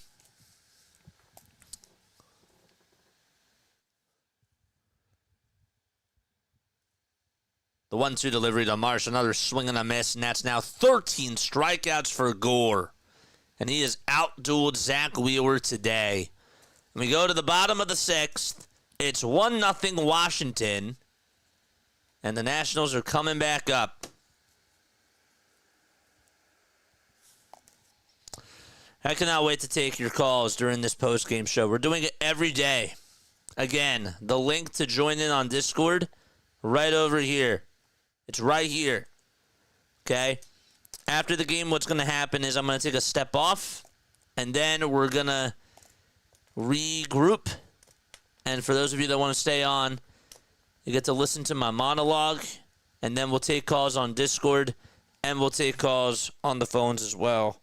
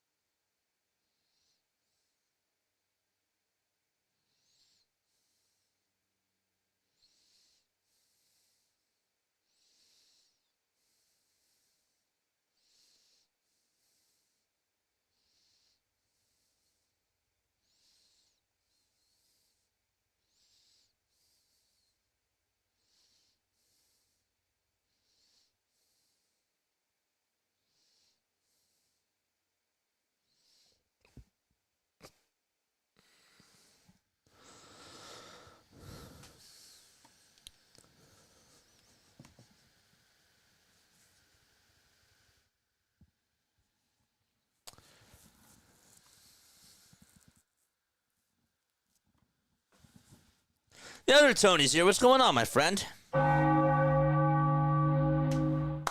going on? If you guys are new to the channel, my name is Jason Joseph. I go by JJ. I go live for Phillies, Sixers, and Eagles games, but I want to attract more baseball fans this year. So we're going to be doing some Sunday night baseball as well.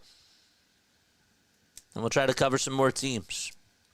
The pitch. That's taken for a called strike. No balls, 1 strike. Bottom of the 6th. And the pitch. And there's another called strike on the upper third of the zone. Wheeler does have 80 pitches.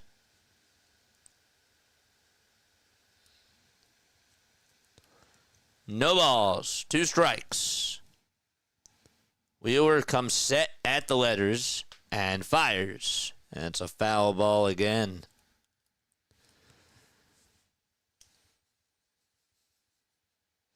By the way, Baltimore has a 6-0 lead.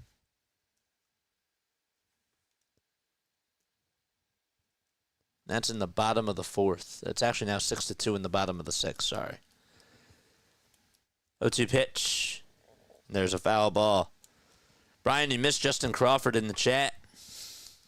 Justin Crawford was here.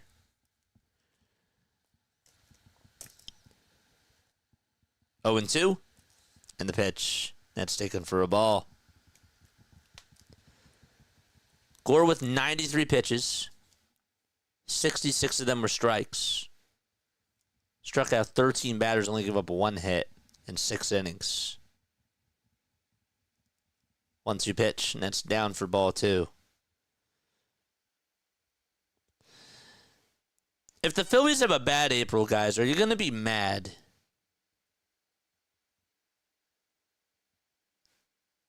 If they still win the World Series. It sounds stupid. Sounds stupid. I know. The question sounds stupid. If they start off with a bad April, are you going to be mad if they win the World Series? I know it sounds stupid.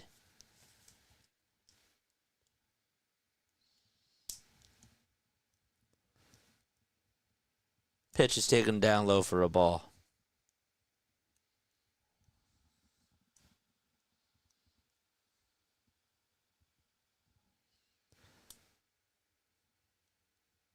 Bottom of the 6th, and the pitch. That's taken inside for a ball. If the Phillies start off with a bad April and they win the World Series, are you gonna be upset? Still.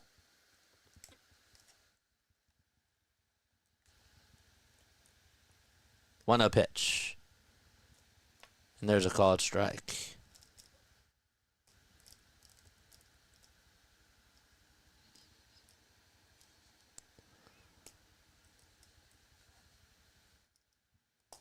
1 ball, 1 strike.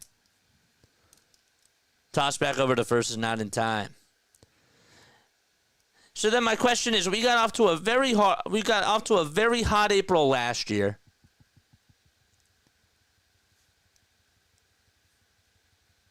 Why would this feel different if we get off to a hot April this year? I'm just curious. 1 ball, 1 strike. The pitch. And that's up high for ball 2. Young is over at first.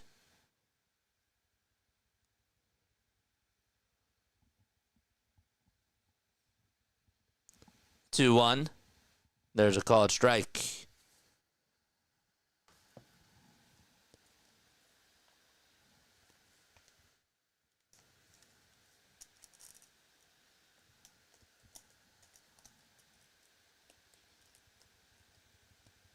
We got off to a very hot April last year, but we lost in the first round. So what makes it different if we get off to a good April this year?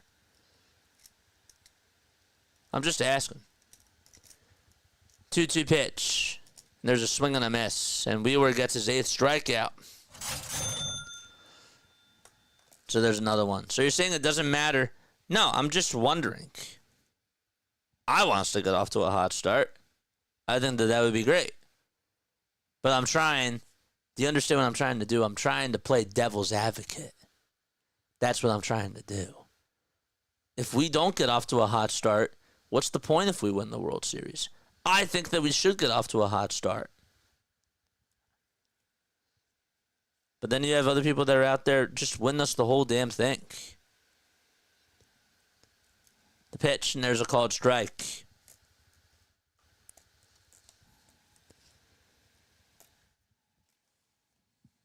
James Woods up to bat. There's 1 gone here in the bottom of the 6th. It's 1-0 Nationals. By the way, in case you are just tuning in, the Nationals lead at 1-0 thanks to a home run by Ruiz. That's it. Wheeler's still pitching. It's now a 1-1 count. We need 15 more subs. Lawrence, thanks for subscribing.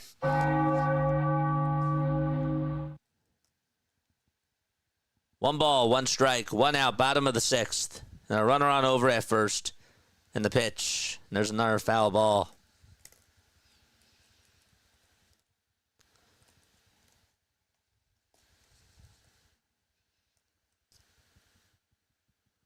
Wood walked in the 4th. If we win the World Series, nothing else matters, of course, as Eagle. Runner goes, and the 1-2 pitch is outside. The throw by JT, and he is out at second base.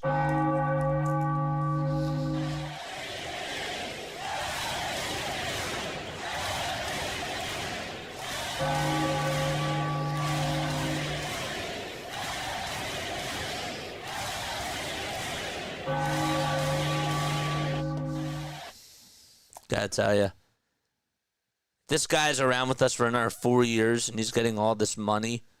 I don't know how I feel about that, but I'll tell you what, there is no better catcher who can gun out a runner like JT Realmuto. None. None.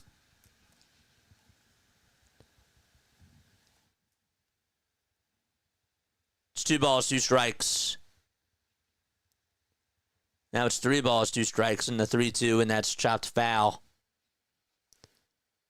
I'm not telling you that I want us to extend JT for a lot of money. But if we could get him for another 2 years, and it's a nice, reasonable deal, this guy is just an athlete. 3-2 pitch, ground ball hit over towards the right side. Wheeler has it, flips it over to first base, and Wood is out. And so we played 6 and go to the top of the 7th. Phillies with just 1 hit today, and the top of the order is coming back up as we go to the 7th inning. Ryan says April's like the start to building a house. Okay, I like this analogy here. All teams are rushing to build the biggest house. If you wait until June to build, a.k.a. maximizing your team's performance, you lose in playoffs. You lose in the playoffs. Interesting.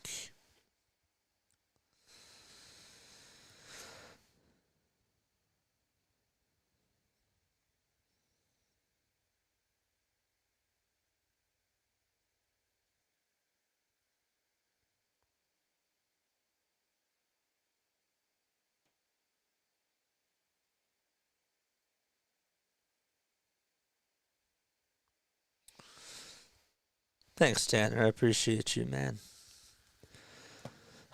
We need 14 more subs, baby. Let's go. Let's go. We got 194 people tuning on in. Did we get to 200 likes yet? We got to get to 200. And after this, don't forget, we got a post-game show. We do. We got a post-game show after this.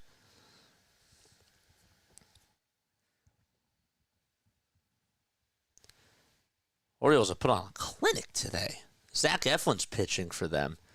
We'll take a look at the out-of-town scores in just a little bit. Don't forget to like and subscribe. All Super Chats, of course, do go to the top. That's how it works on here. So I may not get to all your comments, but of course, if you hit a Super Chat, you will get a comment from me. 1-0 Nationals.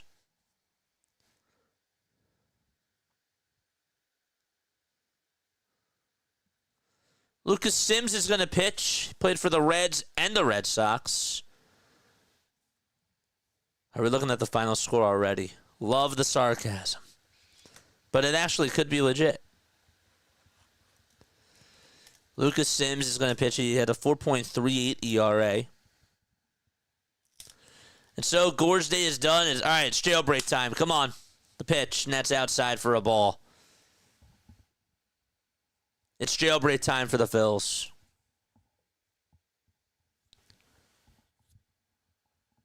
It's time to cut loose. Pitch to Turner, strike one. It's right on the inside edge. Minnesota and St. Louis are still in a rain delay. The game has not started yet. The pitch, foul ball.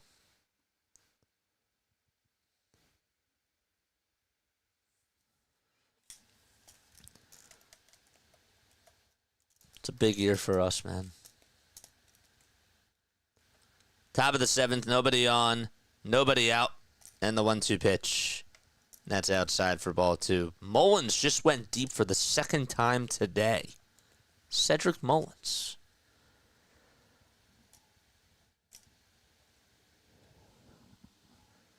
The 1-2 delivery.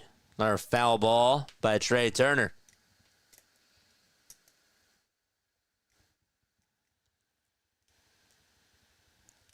Turner has struck out, and he has also grounded out to third.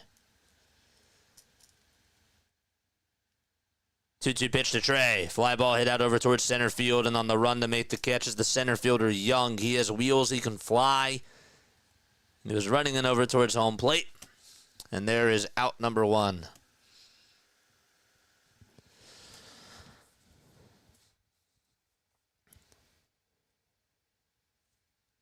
So Harper is up at the dish.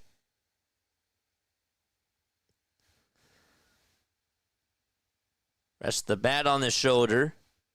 1 out, and the pitch to Bryce. In the air. Hit out over towards deep right center field. It's carrying. It's going back towards the track. Tie game! Bryce Harper ties this baby up!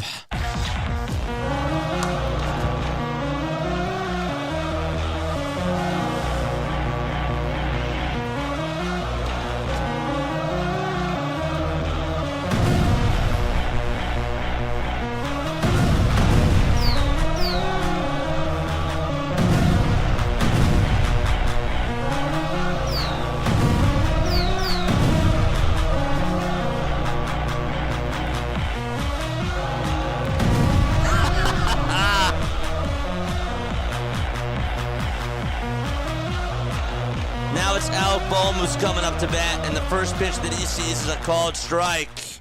What a swing by Bryce Harper. And we are tied 1-1. Top of the 7th, 1 out.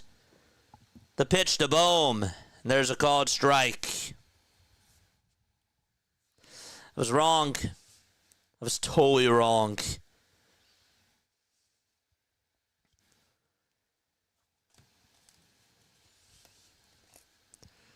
The pitch to Bohm. Strike 2. Right at the kneecaps.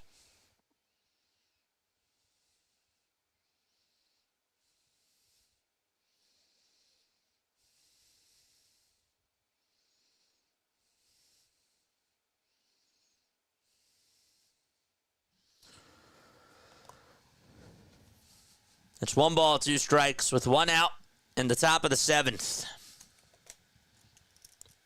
Is the final score going to be 1-0? No.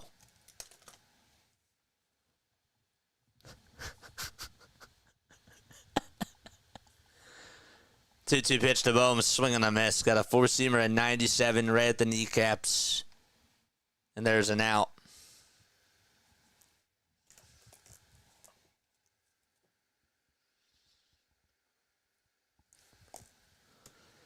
And so Dave Martinez is going to make another move here with 2 outs in the top of the 7th. I did call. Yes. Oh, you posted the clip? Thank you so much, Denbrew. I just made a cut over here, too. Appreciate that, man. Extra baseball would be sick. That'd be so sick. That's a great first home run call. Let's go.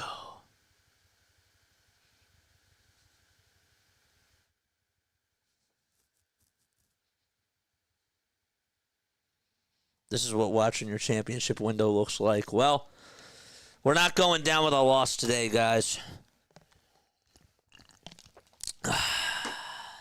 We're not. Let's hear it for bro. Let's see the Harper emojis. Where are my Harper emotes at?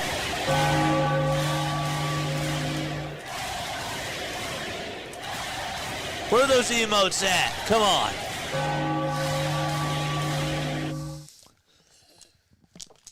Let's see them. Let's go.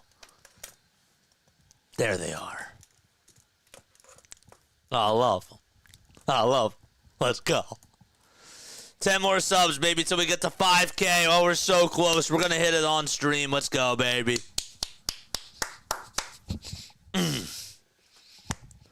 Justin Crawford. Let's go. It's going to be a fun season with y'all. It is. It's going to be such a great season. How far did it go? How far did that bomb go? That was a pretty far shot. That was at least 420. It had to have been 420 at the very least. It's funny. It's even funnier because NBC Sports had a graphic up that Bryce Harper had all 5 of his opening day homers with the Nationals. They literally pulled that up, and on the very next pitch, he did it. The pitch to Schwarber, fly ball, hit out over towards right field. It's carrying, it's going back over towards the track, and it goes over the fence. 2-1 as Schwarber launches a bomb out to right. Let's go.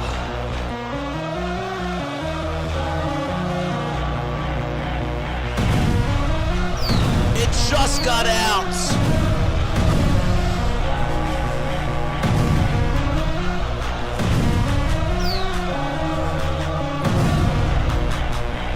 Schwarber joins in on the party. Jailbreak time. And now it's JT up to bat. The pitch, swing and a miss. I didn't think it was going to have enough, but it just had enough oomph. Barely. And I mean barely. And now Chat's wide awake. 0-1, swing and a miss. It just got out. And Schwarber shakes his head. No balls, 2 strikes. Federer is pitching. Jose Ferrer's pitching. Got to cover him when he was with the Wilmington Blue Rocks. And the 0-2. And that's taken down for a ball. The 1-2 delivery to JT. Swing and a miss. And realmuto is down on strikes. It was a good swing by Kyle. I just didn't think it was going to have enough. And Bryce was looking at, he said bow and an arrow? And then as soon as it went out, you got it. All right, so we go to the bottom of the 7th, and that means it is time now for trivia. Let's go, baby. Let's go. All right, it is now time for Phillies trivia, which is obviously brought to you by Ethan Baumholtz of Advisors Mortgage. If you're looking to purchase or refinance a primary residence, a second home, or investment property in New Jersey or Pennsylvania, my guy Ethan has you covered. He was one of my basketball coaches. He's an incredible mentor for me from a personal and professional standpoint. Over 20 years of experience, Ethan is dedicated to making your mortgage process smooth and stress-free and will find the best mortgage solutions tailored to your needs. Give him a call today or email him. The email and the phone number are in the description down below. Make sure that you give my man Ethan a call today. I'm going to ask you a Phillies trivia question. If you get it right, you will hear this. If you get it wrong, you will hear this. Okay. So it is time for my trivia question. Okay, so here's what I want to know. We're going to go easy today. We're going to go very, very easy today. Which pitcher accounted for nearly half of the Phillies' wins in 1972? All right. Which pitcher accounted for nearly half of the Phillies' wins in 1972? We're going easy today. We're going easy. Let's go. Can I get a drum roll? Can I get a drum roll, please? Hold up.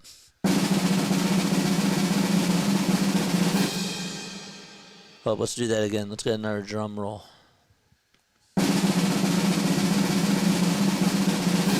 Steve Carlton got it.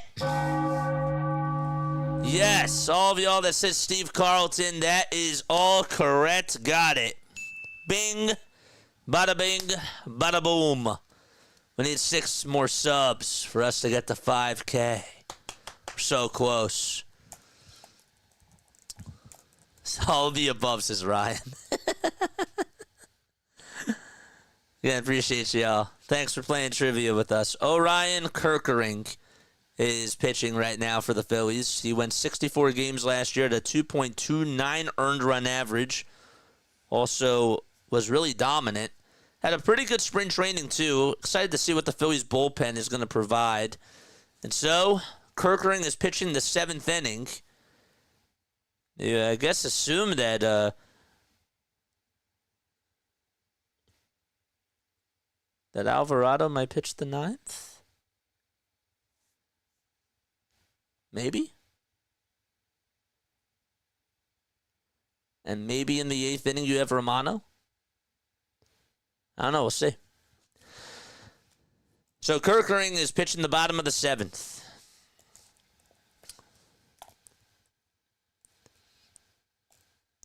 Five seconds left on the pitch clock, and Kerkering is on the call for time. I think he's having a problem with his pitch comm device. He is.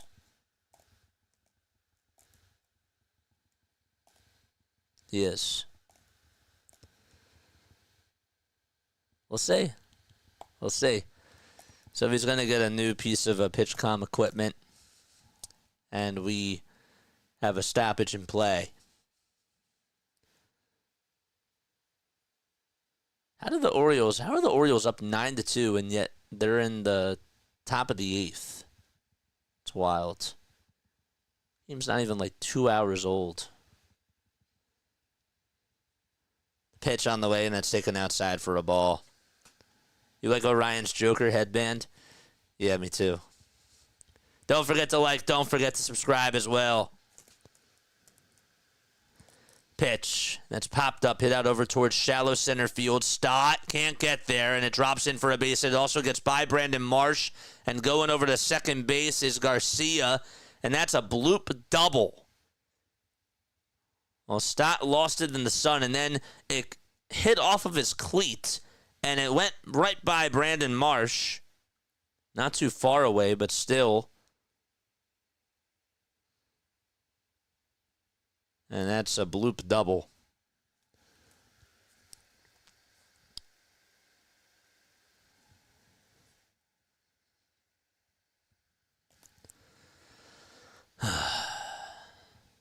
pitch to Josh Bell, and there's a little blooper hit out over towards third base, and Bohm has it. Turner was sprinting, and Bohm was like, nope, I got it. And there's one away. So there's a little pop out over to third. 6 more subs, baby, till we get to 5K. Let's go.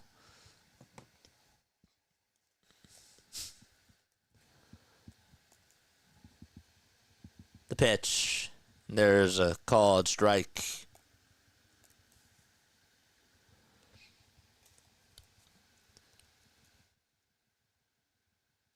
How many wins did y'all say for the Phillies this year?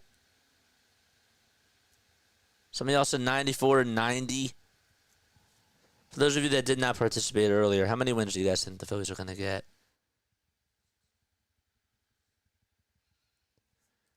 No balls, 2 strikes.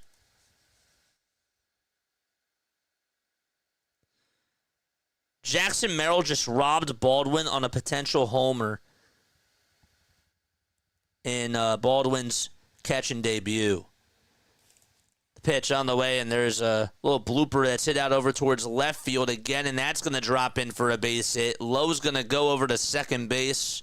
Garcia stops at third. And so, it's a bloop double hit out over to left field. Lowe's like, how did that happen? Let's look at the replay here again. It was popped up over towards shallow left field, and Bohm tried to get under it, and nobody actually could get there. It went in between Bohm and Turner, went over his shoulder. Now Paul DeJong comes up in the pitch, and that swung on and missed. 6 more subs. We're so close, baby. The bloop doubles are killing us. 1 out. And the 0-1 pitch is another foul ball. Infield is playing in over on the infield grass, they show us. Again, we go live for every single Phillies, Sixers, and Eagles game on this channel. And we're going to be doing more baseball this year for Sunday Night Baseball. 0-2 is high for a ball. What's the Sunday Night Baseball game this week? I think it's Dodgers, right? 1-2 pitch on the way. Swing and a miss. That was a big strikeout by Kerkering. And he gets his first strikeout of the day. Sunday Night Baseball. It's 7 o'clock. It's Braves-Padres. Okay, we'll be covering that. We'll be doing it. So DeJong does strike out, and now it's Ruiz who's coming up. He's been destroying the Phillies today. Last year he had a lot of success against the Phillies too. All super chats go over to the top. 2 gone, bottom of the 7th, the pitch, and it swung on and missed, but it hits the batter, and the runner from third was going to come on in to score, so it's an 0-1 count. Did that hit Ruiz?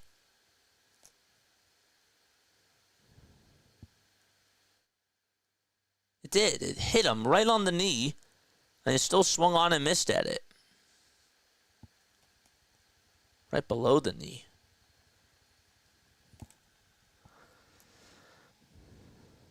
Oh, 1 pitch, and there's a ground ball hit over towards the mound. Orion does have it, throws it over to first, and the inning is over, so he gets out of the jam. And, well, the Phillies survive somehow, some way, and we go to the 8th inning. It's 2-1 Phils.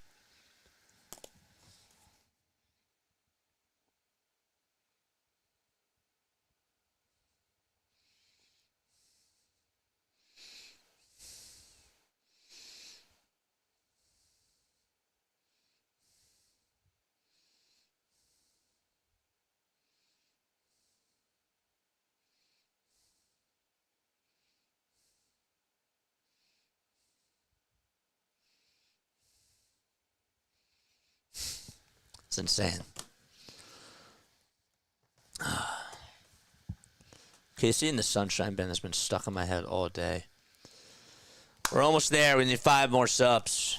5 more subscribers, man.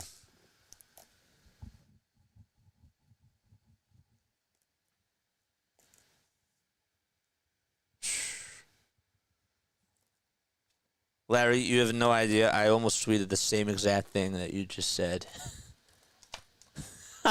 I just posted it on Twitter right now. Bullpen's looking shaky. Yeah, 2 bloop doubles. That sounds shaky. That was really shaky. Yeah, that was all Orion's fault. Bloop doubles. It happens. It happens. If it was harder contact, I'd say I agree with you.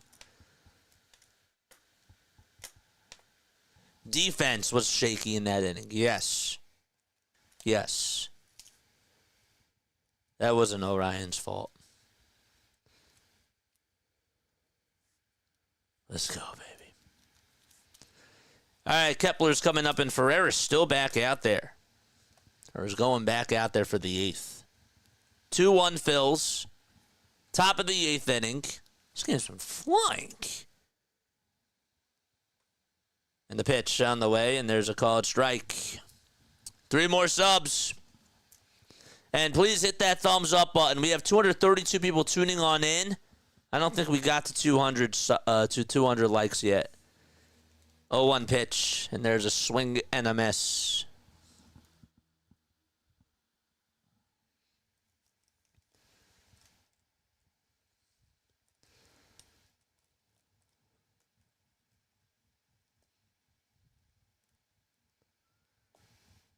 The pitch on the way, and that's inside for a ball. Again, stay on, because after the game, we're going to the Discord server today, and we will be taking phone calls.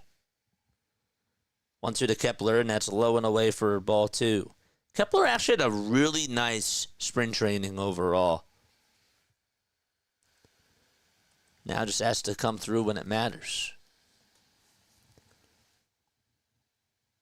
The pitch to Kepler. Line drive down the third base line. It's a fair ball, and it's going over towards the corner. Kepler is going into second, and he slides in there safely without a throw. So Kepler goes the opposite way. He was doing that a little bit during spring training, and saw his pitch and swung pretty hard at that. So the lefties for the Phillies have done their damage over these last couple of innings. The last 3 left-handed hitters, Harper, Schwarber, and Kepler, have had 3 extra base hits, including 2 homers. The pitch. There is a foul ball. Let's get to that 200 like mark. We're live for every single Phillies, Sixers, and Eagles game. And the 0-1 pitch is in the dirt for ball 1. We have a back-to-back on Saturday, folks. We got Phillies at 4, and then we got the Sixers at 7:30. So no post-game show then. The 1-1 pitch, swing and a miss. That's one of the only days we're not doing a post-game show is Saturday.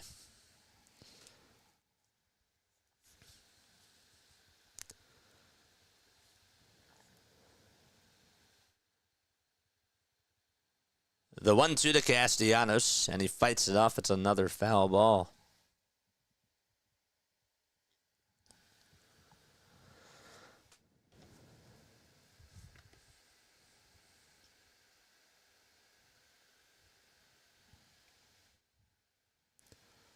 Pitch to Castellanos, and that's down and inside for a ball.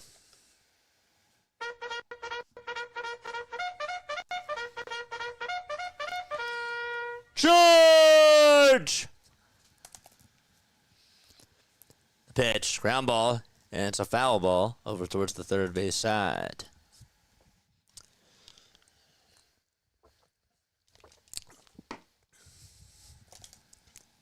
Romano is warming up. They're thinking what I'm thinking.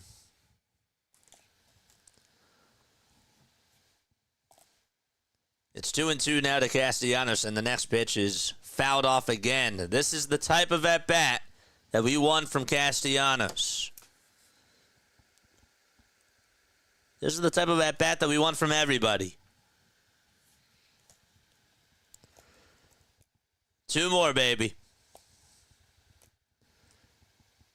Pitch to Casti. Line drive. Base hit into left field. Stopping at third is Kepler. The throw is drawn back over towards the third base side. The pitcher, Ferrer, plays it on a bounce, and Castellanos, I'll tell you what, he swung at a pitch that was heading into the dirt, but he still made contact with it and hit it sharply out over to left field. I don't know how you do that, but he did it. Only Castellanos. Only Castellanos. Okay. And so we got runners now on over at the corners. That's very nice. Let's go. Let's go, baby. Alright,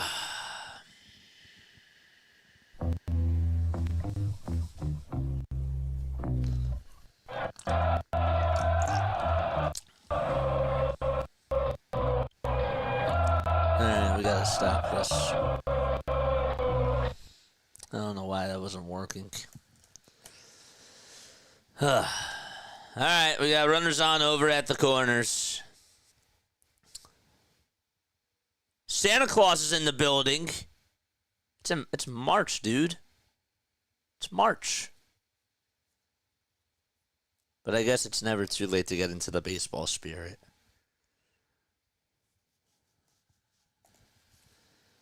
Pitch to Stott. There's a called strike.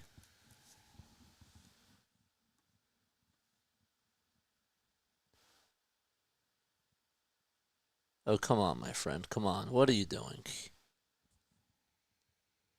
0-1. There's a swing and a miss. By the way, the Orioles now lead at 12-2. They're up 12-2 against the Blue Jays. 0-2 to Stott, and a called strike 3 as Ferrer throws a sinker at 98. And there's the first out of the inning.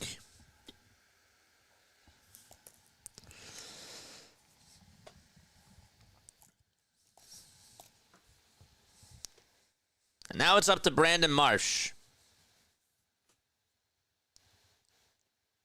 There is 1 out.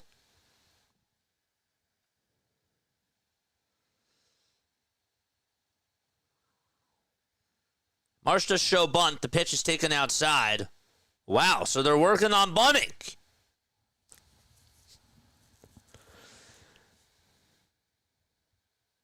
Pitch is taken down low for a ball. Yeah, Cedric Mullins has 2 of the 6 homers.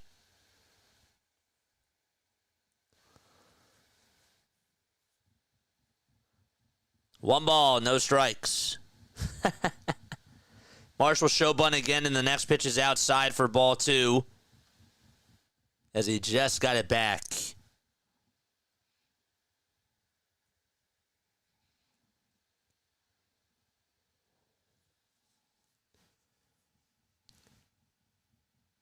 Devin Williams is going to close it out against his former ball club.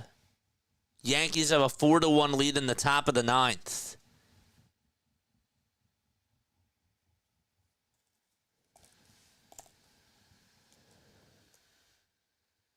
They say it's 2 balls, 1 strike now. They gave Marsh a pitch clock violation. And the pitch, and there's a strike too. He didn't step back into the box in time.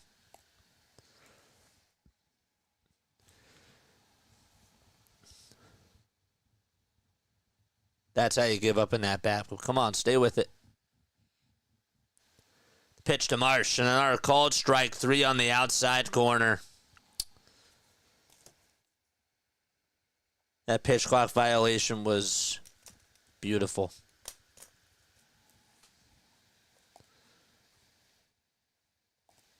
It was a good fastball, too, by Ferrer. But still, Now he's painting his spots. And now it's Trey Turner coming up, so they can't even get a sac fly here. Bat just stays on the shoulders. First pitch to Turner. It's downstairs.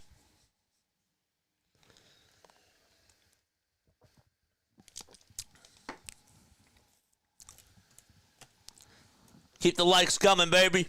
And subscribe to the channel. 1-0 pitch, and that's going to get away from the catcher. And a run's going to score, and the Phillies take the lead 3-1. They add on to their lead, and Kepler is able to score. And going over to second base right now for the Phillies is Nick Castellanos. That's how we get a run, so we'll take that. On a wild pitch.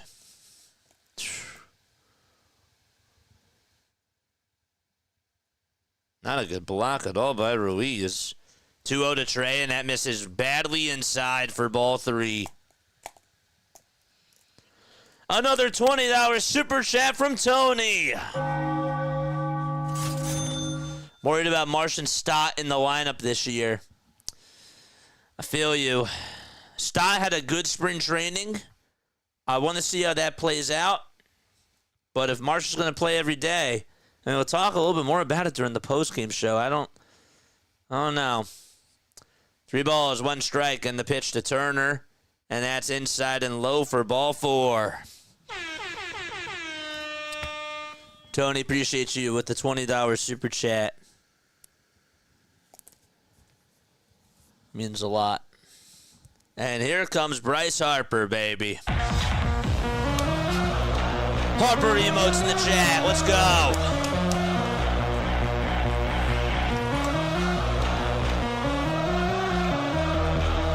We got to 5K! Let's go!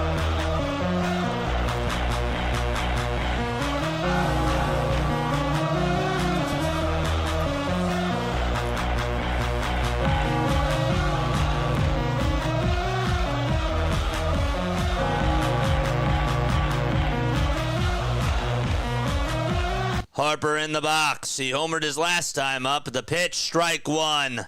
We got the 5K, baby! Let's go. No balls, 1 strike. The pitch to Harper, outside and low, and Harper gives the stop signs all the way. Says stop over at second, stop over at first. We got the 5K.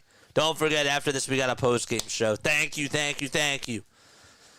I'll give a speech a little bit later. Not right now. 1 ball, 1 strike. The pitch to Harper. Strike 2. It's on the outside edge.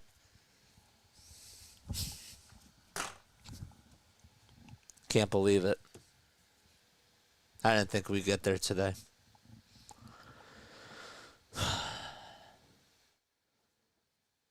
The pitch to Bryce Harper. Swung on. Hit out over towards center field. It's not that deep, though. And the center fielder, Young, stays right where he's at. He'll make the catch. And the inning is over. Phillies do get another run home, though, on a wild pitch thrown by Ferrer. And so the inning is done, and we go to the bottom of the 8th, 3-1. 5K on opening day. Oh, man. I'm not going to spend too much time on this, okay? I'm going to go to my monologue screen for just a second, though. Guys, this is 3 years in the making, man. 3 years. And I was going to do a marathon. I decided not to because I was getting really tired. And I was like, you know what? Like, what does this mean? Like, it's just a number. It's just a number, man. And I'm so blessed. I'm so grateful that I get to do this for you guys because, again, this is what I love to do. I love calling baseball. I love calling games. And 3 years, 3 damn years in this, and we're at 5K. I don't take that for granted. And so I want to thank each and every one of you because without you guys, this is not possible. And obviously, I want to thank my incredible family. I'm very lucky, and I just want to continue to grow with y'all and do more content this year. And so there's a lot of big things. And now that baseball's here, I didn't expect the first day to be this big, but it's going to get even bigger this year. It's insane. So the hard work does pay off. All the hours we put into this. It's insane. And I'm just really lucky. So thank you all. I love you. I do. I love you all. I do it for you guys. I don't even do this for me. I have fun with it, but there's people that can't even watch the games out there that just don't have access to this stuff, and I think it's really sad. Blackouts, everything. It sucks. But this is the blessing that comes out of it. Romano's pitching. It's 1 ball, no strikes. Cruz is up to bat. The pitch, and that's taken outside for ball 2. We got another super chat, $2. Congrats on the 5K, man.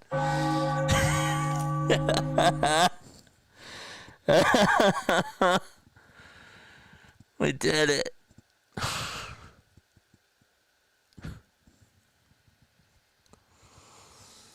I can't believe we did it.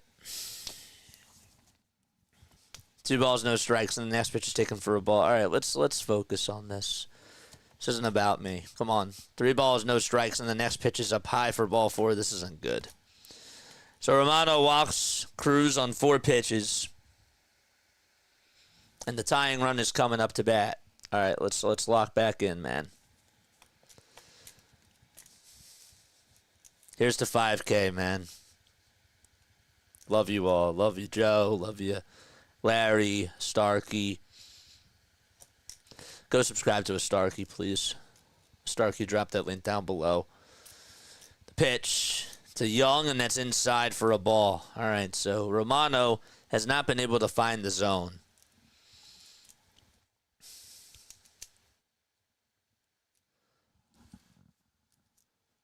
One ball, no strikes. The pitch, and that's going to hit Young. This is not good. Hits him right on the shoulder. So walking a hit by pitch to start off the inning, and Rob shakes his head over in the dugout. That puts the tying run over at first base. Great. Stay blessed. Thank you so much. I love offers. Appreciate you.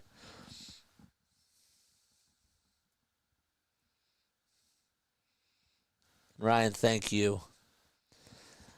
I will make sure I go back and like all these super chats. Come on. CJ Abrams is going to step into the box, but right now we have timeout taken as JT wants to go on over signs. I can't believe we got here. I said no to the marathon. I said, nope, we're not going to do it because I need to rest. I'm putting too much into this. Pitch. There's a called strike. Some of these were sleepless nights. I just sit and lay in bed saying, what am I doing?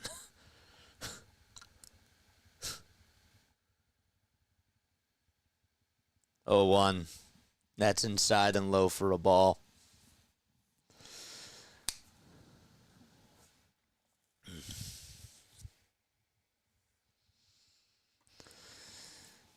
Abrams is in the box. There's runners on over at first and second. And the pitch. That's high for ball 2. No spoilers in the chat. Or else you will get timed out. They performed a double steal, and so that's going to put runners on over at second and third. And a base hit ties the game. Time called. And Abrams steps out of the box.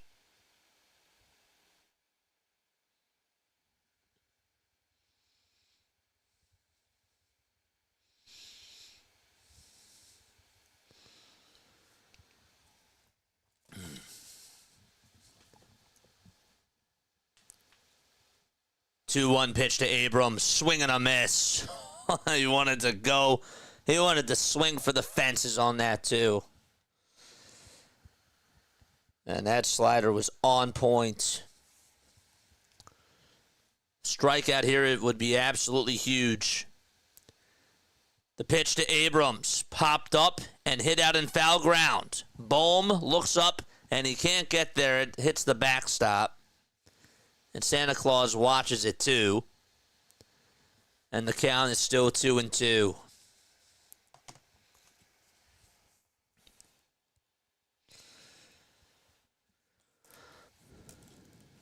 Don't forget we got a post-game show after this.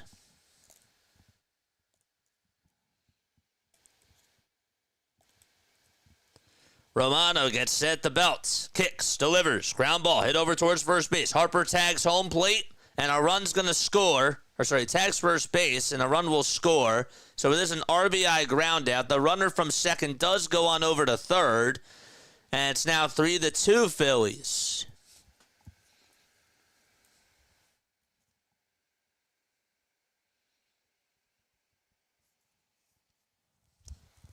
So Young is over at third base. And now it's James Wood up to bat. He's their best hitter. He's 0 for 2 today. The pitch is a fastball right down the middle, and he watches it go by for strike one. Batted .264 last year. Had 9 homers and 41 RBI. The 0-1 pitch is chopped foul towards the first base dugout. Chat, can we get out of this? Another $2 super chat, William. Thank you so much, man. 0-2 delivery. That's outside and low for a ball. Benji, thanks so much for the sub. Appreciate it. Appreciate it very, very much. We gained 42 subs today. That's the most that we've ever gained. The 1-2 delivery is down low and inside, and the count is now 2-2.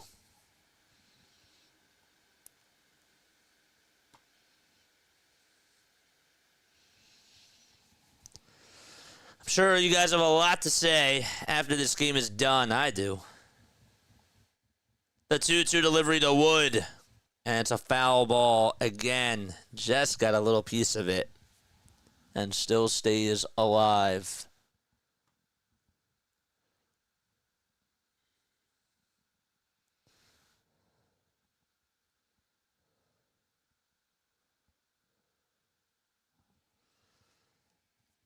Runner on over at third. That's where the tying runner is. It's 3-2 Phillies. Bottom of the 8th. 1 out. And the 2-2 pitch to James Wood is upstairs. And the count is full. The next game that we'll do is on Saturday. We got a doubleheader. We got the Phillies and we got the Sixers right after this. The payoff pitch on the way. Strike 3 called on the inside corner.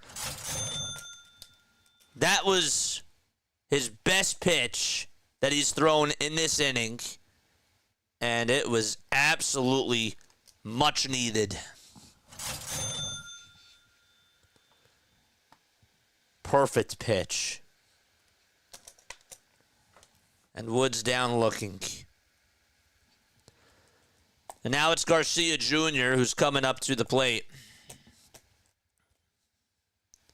He's hitting over on the left side. Luis got on with a bloop double his last time up. 2 away here in the bottom of the 8th. The pitch. That thing is a little bit outside, but it's a called strike anyways. Thank you all so much for being on over here. If you guys, all super chats go to the top. We appreciate each and every one of you for being on here, man. 0-1 pitch. It's a breaking ball in the dirt. Did he go? They say yes, he did over at third base, Charlie Ramos says. I'm going to make sure I note that. That fastball. to wood was beautiful. No balls, 2 strikes. Tying run over at third. And the 0-2 pitch is in the dirt again. That was a good block by JT.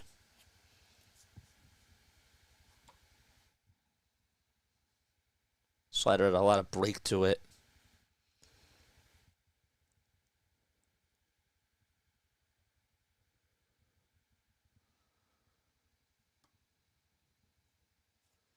One ball, 2 strikes. And the next pitch is another breaking ball in the dirt. And JT does a good job at blocking that pitch, too.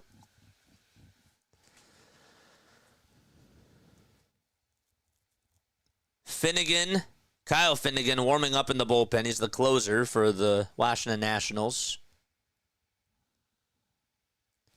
Romano with 23 pitches in this inning. Can he get out of the jam? The 2-2 pitch. Line drive. Hit out over towards center field. Marsh is on the run. He can't make the catch, and this game is tied.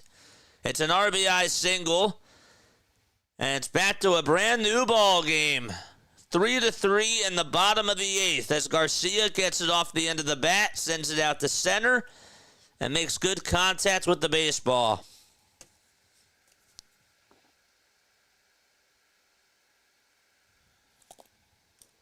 I didn't like that pitch there. Thought he should have went with a slider more outside. Garcia was not chasing after a couple of those breaking pitches, which were more towards the plate. I would have went with something outside there, but that's just me.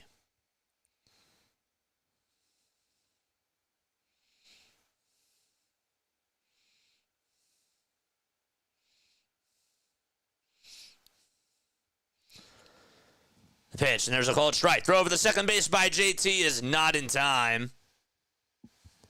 And so, Garcia Jr. is able to swipe second base. It was a pretty good throw, too.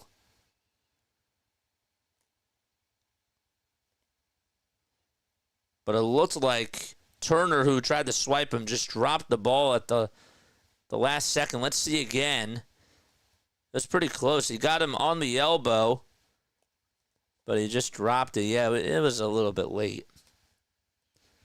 1-0 pitch, and that's taken outside for ball 2.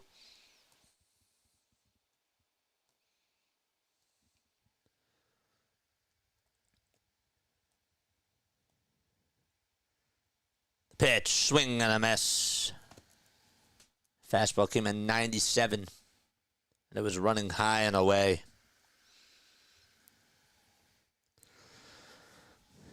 Continue to like, folks. We got 266 people tuning on in. Let's continue to work our way towards 300 likes. The 1-2 delivery. Line drive. Foul ball. Out to left field. We have 200 likes. Let's go. We got to 200. Picked up right where we left off last year. Alvarado is getting warmed up in the bullpen.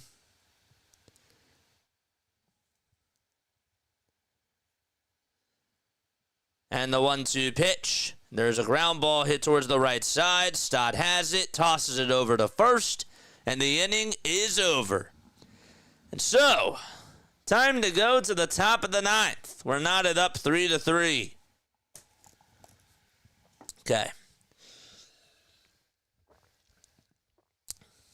That's insane. We got a post-game show after this. Okay, we're going to be using Discord today.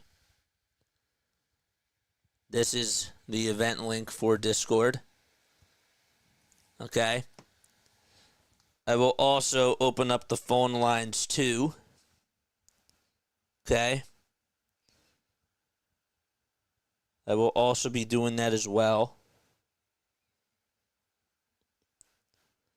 We're going to try things out. We are going to try things out.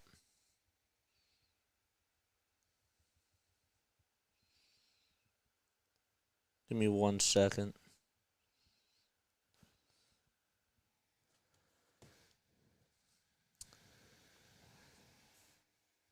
The phone number, if you guys do want to call in today, This is the phone number right over here. And if you guys can't call right now, if you want to leave a voicemail or a text message, by all means, you can do that. The phone number is right over here.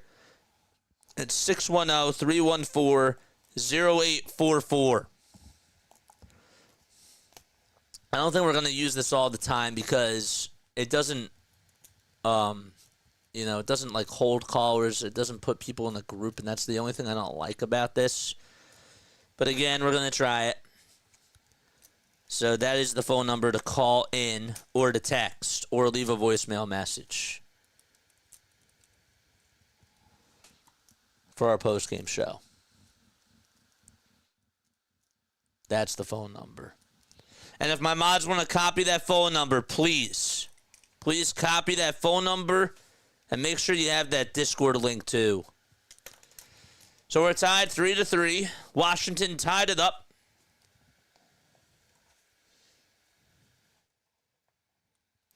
So again, y'all can leave a voicemail message.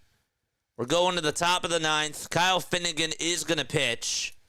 Jack's back. What's going on, Jack? Finnegan is going to pitch here in the ninth inning. And he's facing Alec Bohm.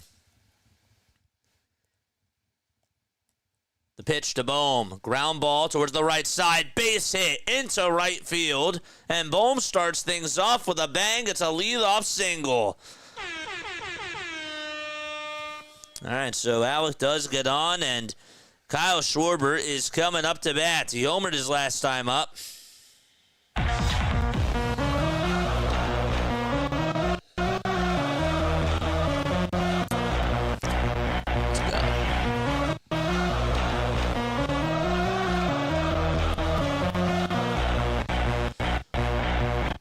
All right, so Schwarber is up, and the pitch, and he takes a called strike. Right at the kneecaps. No balls, one strike. The pitch, ground ball, hit over towards the first base side, and Schwarber is out. He didn't even run over to first. And Bohm went on over to second base. Well, he got a try there. Hit a little dribbler over towards the first base. It wasn't really a dribbler, but he did hit it pretty softly over towards first base and didn't even run.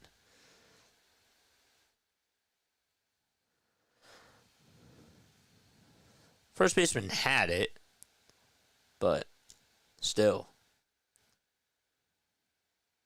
The pitch. That's taken down for a ball.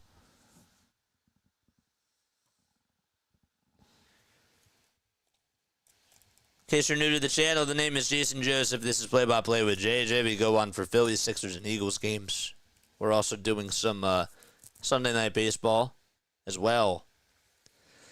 1-0. There's a swing and a foul ball. We're tied 3-3.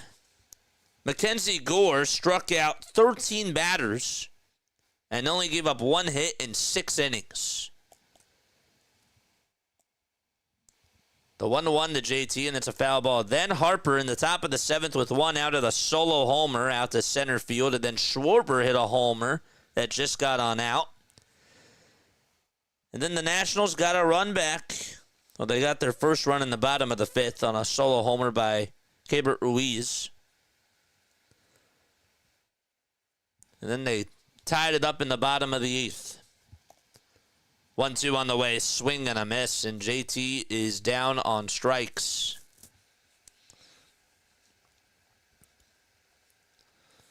And now Max Kepler's coming up.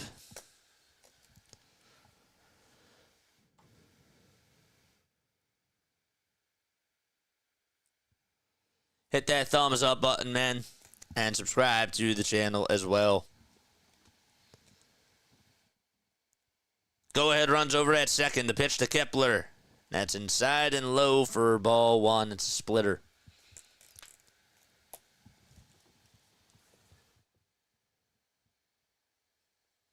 Max doubled in the 8th and also scored a run. Bohm at second. Finnegan looks back at second, now back to the plate, and the 1-0 pitch is upstairs again. Does Kepler deserve to be the everyday left fielder for the Phillies? Yes or no? Let me know what your thoughts are about that. The pitch to Max. That's outside. I'm surprised that the umpire didn't call it a strike. But the count is now 3-0.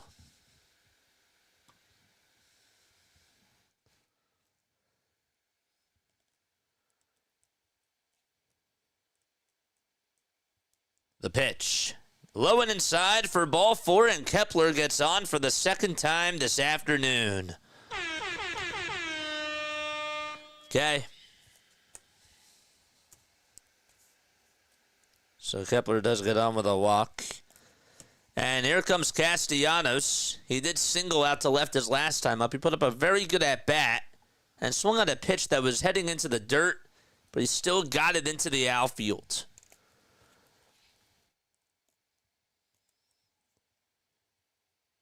Pitch to Castellanos, and he takes it off the plate for a ball. Let's see those red lights, those stop signs in the chat, man.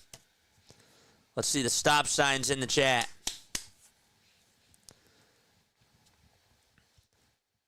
One ball, no strikes to Nick Castellanos.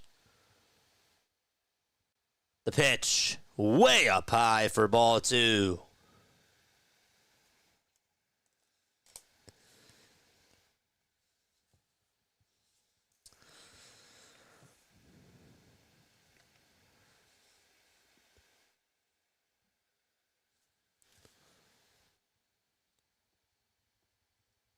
Finnegan in a jam. To a pitch. It's in the dirt for ball 3.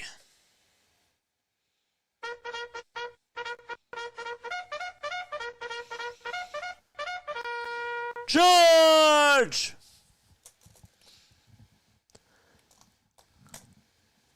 Three balls, no strikes. And the pitch. And Castellanos took a step out of the box, but it was a strike anyways.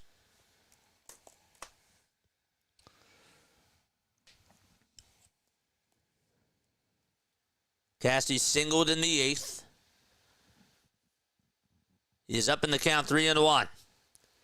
The pitch. Fly ball hit out over towards right field. It's hooking foul and goes out of play.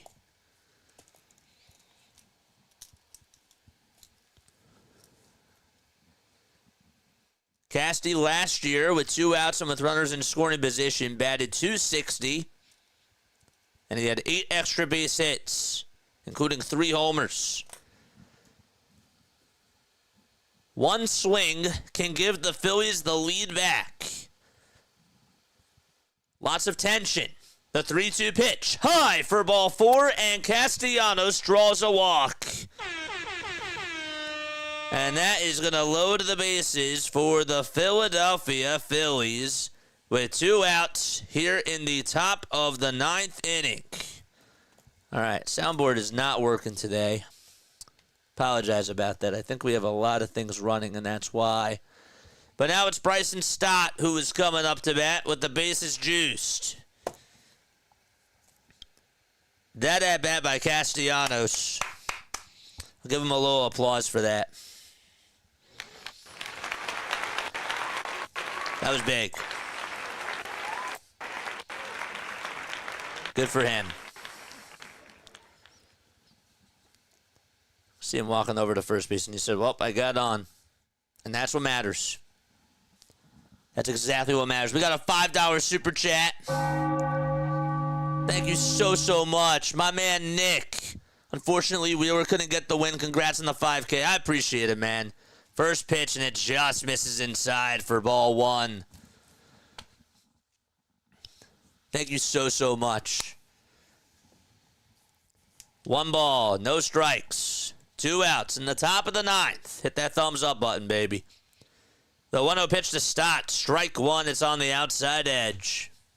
And it reaches 96 on the radar gun.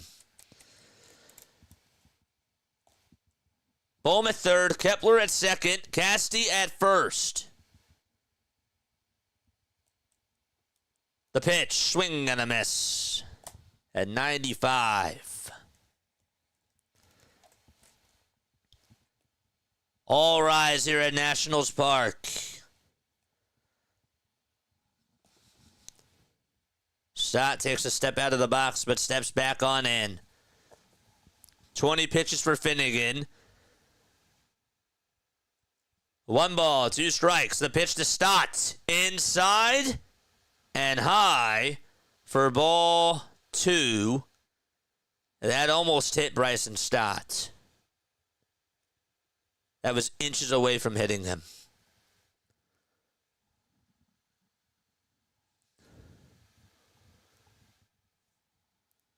And I think that the Nationals are going to challenge this. Phillies are going to challenge this to see if it hit Stott. That could have hit him. Yeah, that hit him right on the forearm. Just slightly. Just slightly. So the Phillies are challenging this. That's why I paused for a second, because I thought maybe it could have hit him. So it was called a ball. I think that got a little piece of him.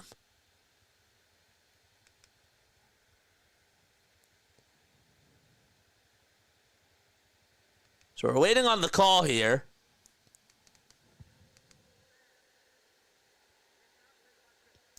The call stands. Wow. So he was not hit by the pitch, and the count is now 2-2.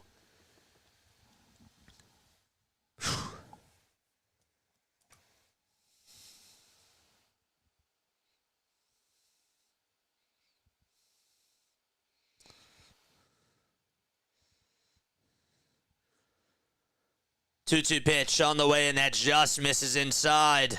And the count is now 3-2. I thought that just got a piece of him. Even just looking at the replay, Tom thought it did too.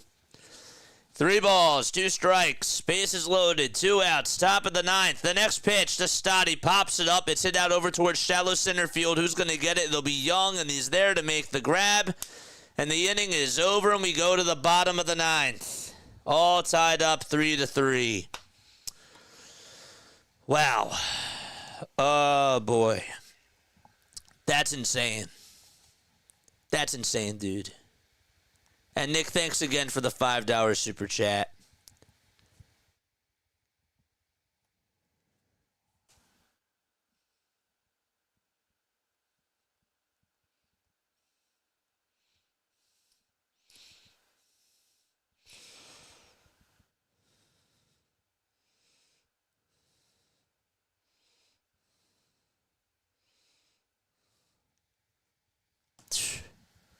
What a joke.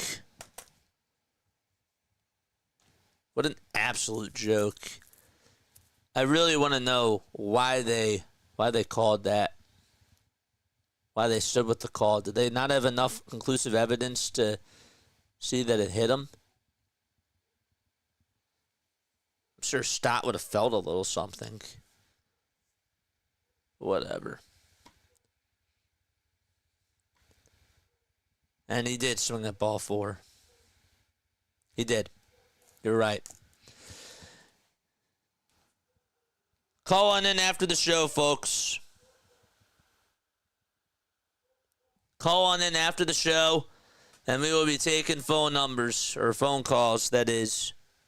All right, the phone number for the show, 610-314-0844. Posting it right now. And if you want to join the Discord server, and if you want to join through Discord, it's this link right here. That's what we're doing after the game is done. Alvarado's going to pitch the bottom of the 9th here. It's 3-3. Alvarado last year had a 4.09 ERA, but he has looked so solid in spring training so far. So we're going to take a step off after the game is done. We'll be away for about 5 minutes or so. Get up and stretch. And then we're going to start. We're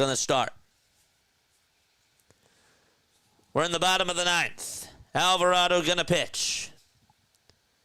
The first pitch, here it is. It's up high for a ball. Max is here. What's going on, Max? How are you doing, man? Thank you so much for being on here.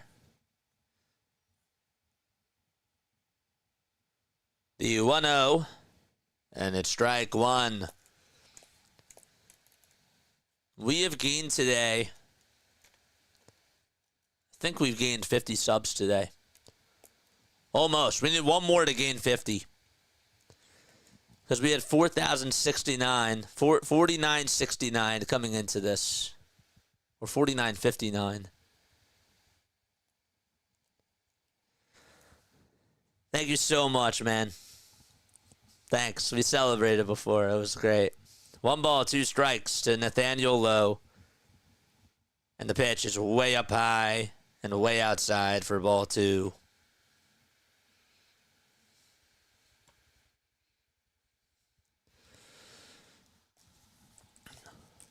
Bottom of the ninth. Lowe is in the box. Alvarado kicks and fires the pitch. Swing and a miss. 101 on the radar gun for Alvy. Sit him down. See those chairs in the chat. We got there, baby. We got there. No way. Another $20 super chat, too. Who's this? Gotta scroll down. Max, Max. Oh, you didn't have to do that, my friend. I love you, man. Thank you so much. Please drop your link down below. Congratulations, brother. The grind is paying off. Keep going at it. I love you, man. Guys, for all your Yankees needs, please go like and subscribe to Max's channel and go follow him. He does Yankees. He does Rockets. He's a Rockets fan. He's a Yankees fan. And he's also a big Packers fan, too. 1 ball, 1 strike. DeJong is in the box. We're tied up 3-3 on MLB opening day here in 2025. 1 out, bottom of the ninth. Alvarado kicks and fires, and it's upstairs for ball 2.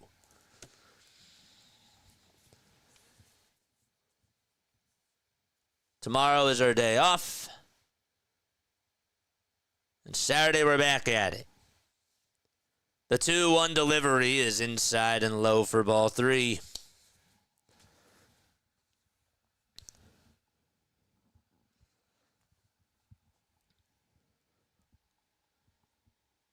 This is psycho behavior, man.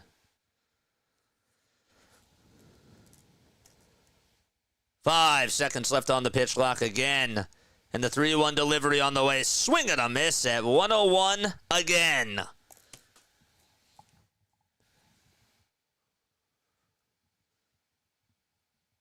The game was flying up until that 7th inning.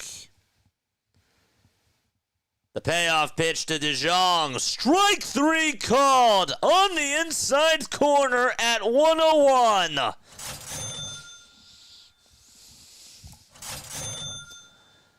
Filthy Alvarado is back.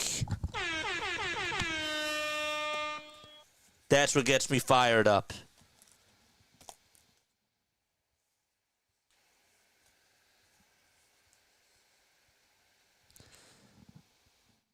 And now it's Ruiz who comes up, and he pops the first pitch up. It's a foul ball.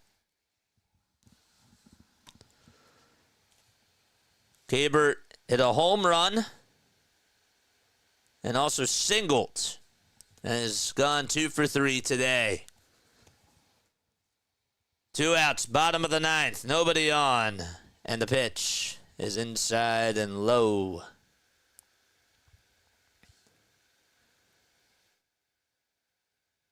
Love you, Max. 1 ball, 1 strike. Alvy kicks and fires the pitch. Ground ball hit over towards shortstop. Turner has it. Throws it on the run over to first. And we're going to extras We head to the top of the 10th, and we are tied 3-3. That's just Phillies opening day baseball for you, I guess. Marsh, Turner, and Harper coming up. Ghost runner is going to be Bryson Stott at second base. We get some free baseball, everybody. Free baseball for Philadelphia Phillies and MLB fans. Let's go, baby. Let's go. Oh, it's great. All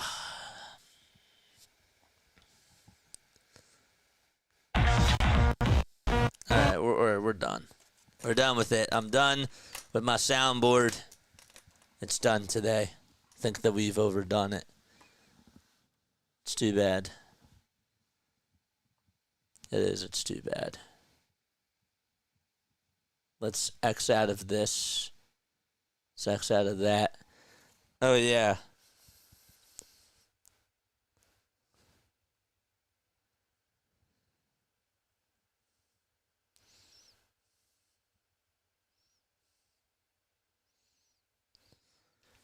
That's the guy. Let's go, baby. This would be over with Alvy and not freaking Jordan Romano over there duking it up. Let's not also forget the opportunities that we had with the bases loaded in the 9th inning. Let's not leave that off the hook either. Stott swinging that ball 4, also getting hit by that pitch, right? Like all that stuff. Let's not forget about that either. I agree with you, but let's bring up those other instances too. Let's talk about those strikeouts that we had against Mackenzie Gore today. Colin Poche is going to pitch in this 10th inning now. Pitched last season with Tampa. Let's keep those subs coming. Stott's over at second base. The zombie runner. That's who he is. 13 strikeouts against Mackenzie Gore is unacceptable. That's what's unacceptable. Marshall show bunt. The pitch is high. Did he go? Did he go? They say no. Over at third base. Marsh has struck out all 3 times. JT has struck out all 4 times. Marshall show bunt again. The 1-0 pitch, and that's taken for a strike. He took it back. And it was a strike anyways.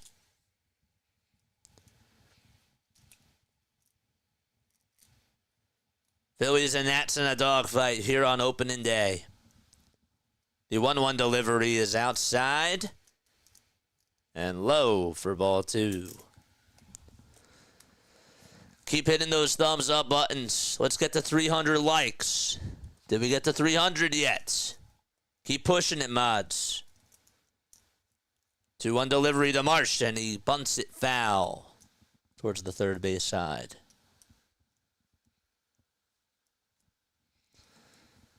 We're at 232.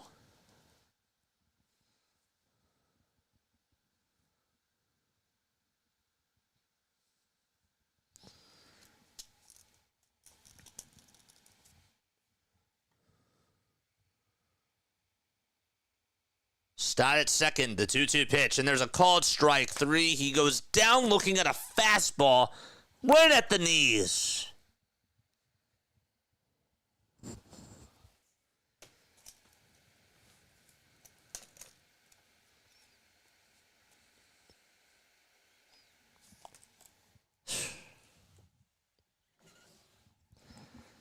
Comes Trey Turner up to the plate. In the first pitch, he takes his ball 1.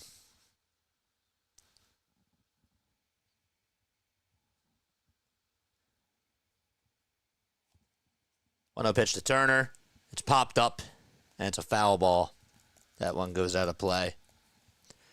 I can't believe he stared at that pitch. I knew that pitch was coming. I did. He stared right at it.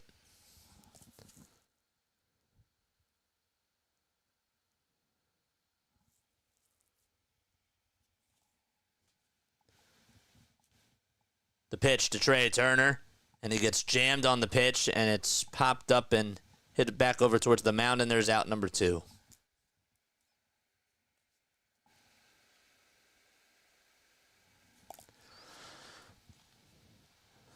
Already a lot to talk about. Already. But let's get that win. Come on, Bryce. Come on, Bryce. Let's go, baby. Let's go, Bryce. Pitch to Harper. High for ball 1. They have to get this run home here. They have to. Harper, a solo homer back in the 7th, and the 1-0 pitch to Harper. He fouls it back over towards the screen again.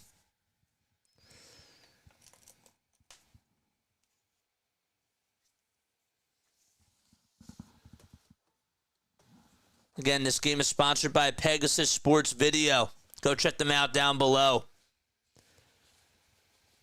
1-1 pitch is up high for ball 2, and Stott swipes third. So any base hit will give the Phillies the lead.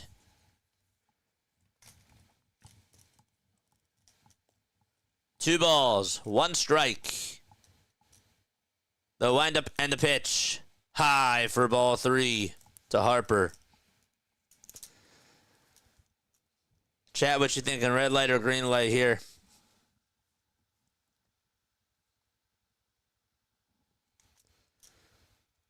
Pitch to Harper. It's outside for ball 4. And that'll put runners on over at the corners. Can't say I blame them for doing that.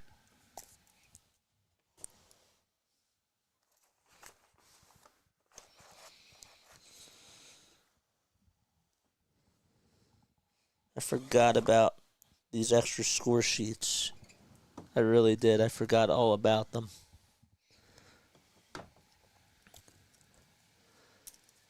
So we got 2 outs here in the top of the 10th. And 2 runners on. Bohm is in the box. The pitch to Bohm. Line drive. Hit out to left center field. And that's going to go all the way over towards the wall. Stott will score. Harper's rounding third. And he will come in to score as well. Alec Bohm with a 2-run double.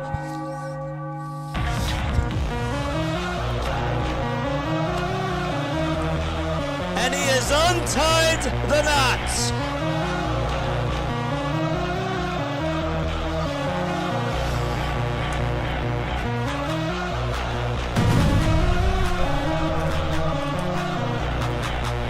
Got his pitch and drilled it out to left center.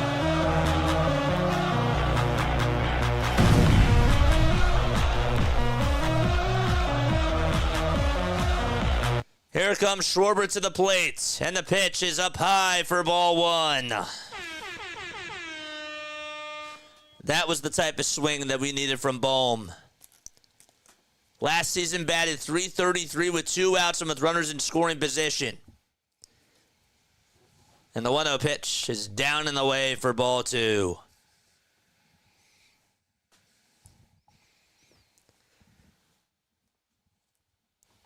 Schwarber singled and had a home run back in the 7th. The pitch. There's a strike called. All right. Come on, chat. Come on, chat. Let's go.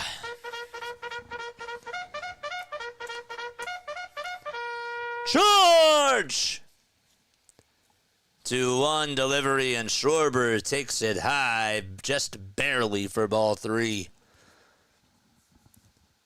Hit that like button and continue to subscribe to the channel as well. The pitch to Schwarber, high again for ball 4, and that puts runners on at first and second base. Oof. And Dave Martinez has seen enough. And we are going to have another pitching change right over here. Let's go.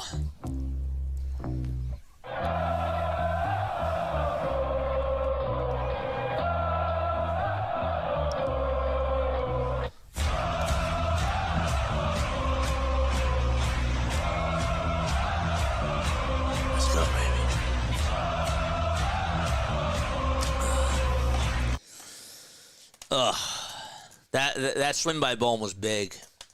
I'll take that as a positive. He got a pitch that was right down the middle, didn't hesitate, and fired away at it. But guess what? It was his pitch, and he capitalized. That's what matters. That's what matters. How we feeling, chat? How we feeling, chat? We got to 5K, baby. We've gained 64 subscribers today. I think we actually were at 50. We were at 49.59. So we had to have gained 74 subs. That's the most that we've had in a stream. We had 50 last year during the playoffs, but 74 for opening day. Are you freaking kidding me? I almost cursed. Baby. 5K.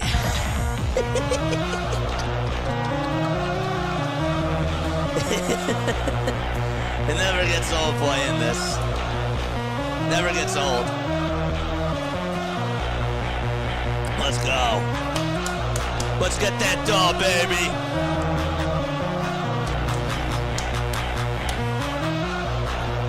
Let's get that dub.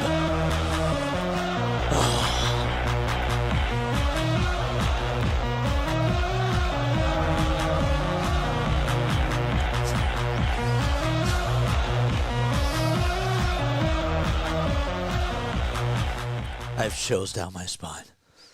Eduardo Salazar is going to pitch for the Nationals. He had a 2.76 earned run average last year. And JT is up to bat. Bohm's at second. Schwarber's at first. The pitch to JT. Fly ball hit out over towards right field. It's going back over towards the track. And it's dropped by the right fielder. Bohm is going to score. Schwarber, he's grounding third. He will go on and score two. And whelp, the Phillies take now a 6-3 lead. Schwarber actually goes on over to home plate, and, well, JT does get on with a 2-run triple, and the Phillies are up 7-3. I couldn't tell if Schwarber scored first because they didn't cut over to him right away, and they cut to JT.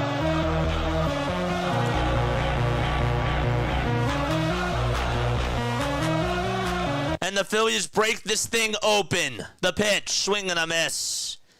So the right fielder dropped it.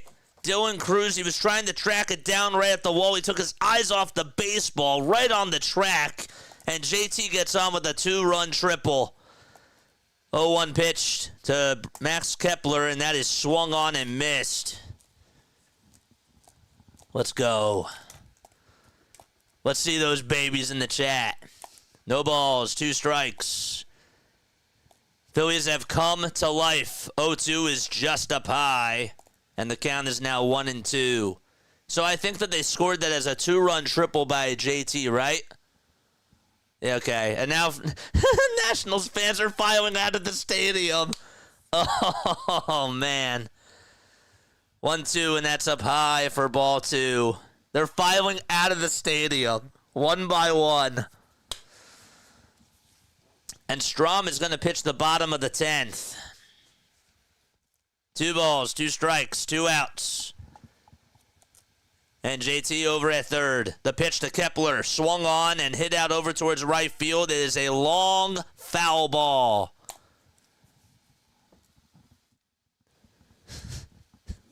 PJ's here, what's going on?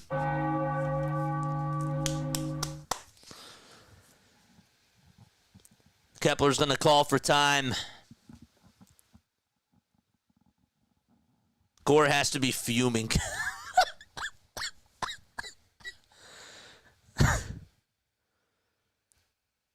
Salazar kicks and delivers the pitch to Kepler, and he fouls it off again. Love the at-bats. These are the types of at-bats we needed against Gore. Are the shadows a factor now?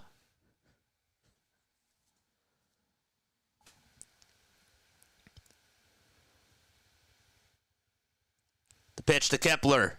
Line drive, foul ball again.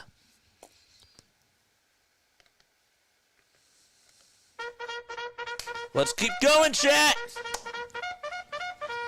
Charge! 2 balls, 2 strikes. Salazar gets set the belt, fires, and that one is inside and low for ball 3. And the count is full.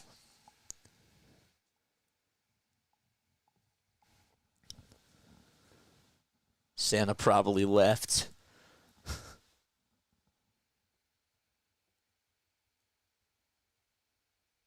The payoff pitch to Kepler. He pops it up, but he fouls it off and stays alive.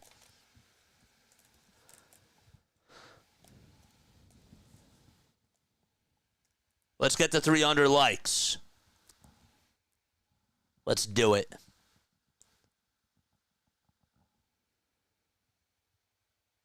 The 3-2 pitch. High again for ball 4, and runners are at the corners, and the Phillies, oh, looks like they're batting around here in this top of the 10th inning with 2 outs. I forgot to get my extra scorecard. I totally forgot to do that, and of course, this is when I remember. 12 more subs till we get to 5,050. Came across this channel when you were live streaming the spring training game against the Mets, or against the Yankees when we were down 7-0. Phillies finest, you're the best.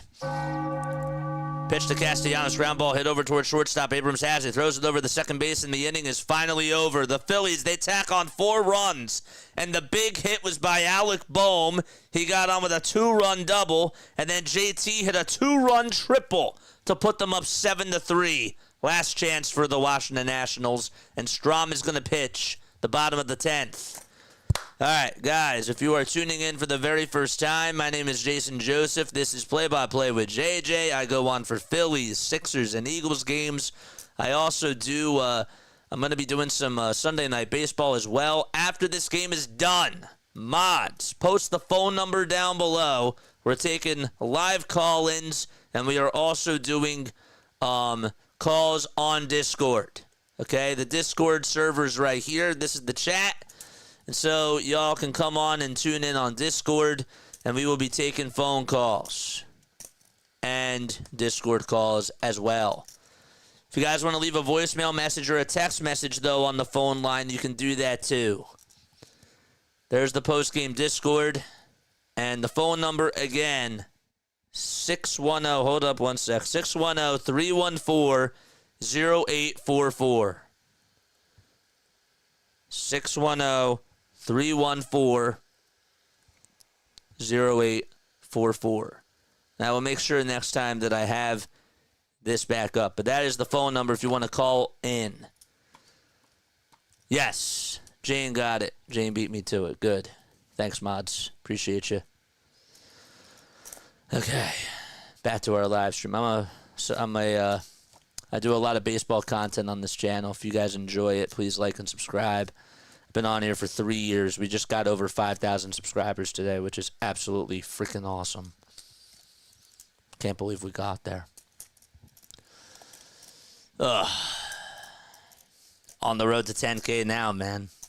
10K, why not? All super chats go to the top. Memberships are $2.99 a month. Memberships. If you guys want to become a member and get access to some awesome freaking emojis, mods, comment all the emotes down below. We got 5 gifted memberships today. If you guys want to become members of the Play-by-Play with JJ community, that is the link. Bottom of the 10th. Strom's going to pitch. First pitch, swing and a miss. So Ruiz is the ghost runner because he got out to end the 9th. 9 more subs so we get to 5,050. The pitch. There's another foul ball.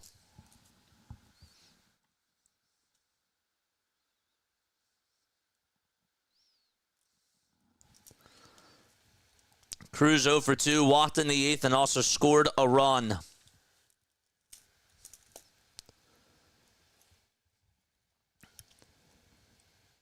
No balls, 2 strikes. The windup and the pitch inside for ball one.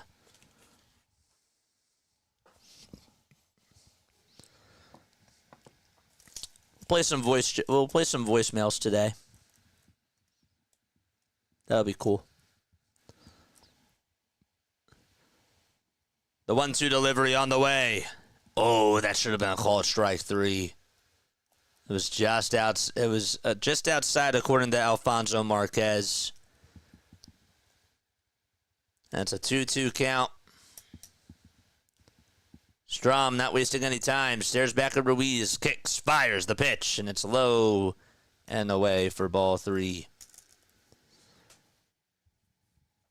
We're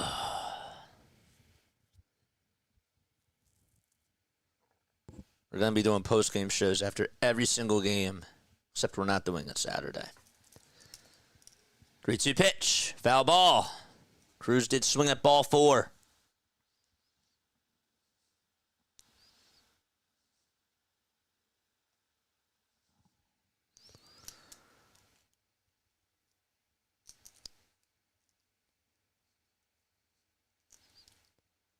Payoff pitch. Ground ball. Hit over to shortstop. Gobbled up by Turner. Throw over to first. Dug out by Harper. And there's one away. Nice. Very good. Can't wait to play your voicemails, man. It's going to be cool. That's the number to call into the show. And again, this is the link for Discord. I'll post it right now.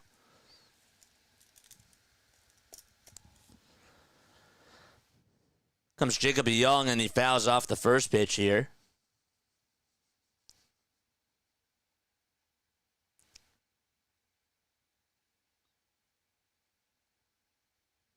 Nothing and one is the count to Young. And Abrams waits on deck. 6 more subs, so we get to 5,050. Pitch, it's bunted over towards the first base side, but it is a foul ball. Young actually would have beaten it out, so JT was wise and decided to just let it roll foul.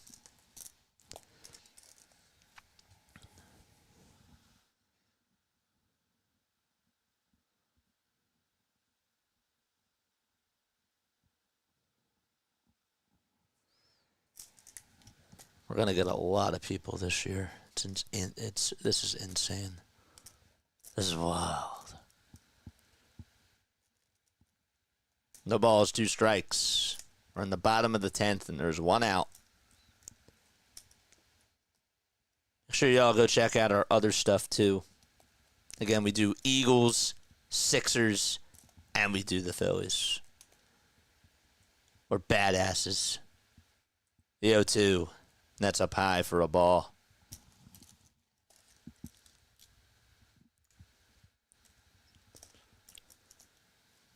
Maybe I just cursed.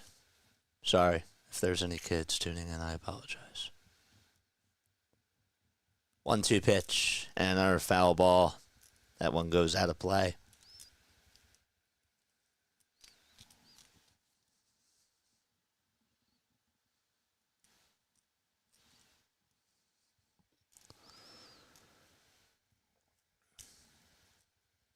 Five more, baby.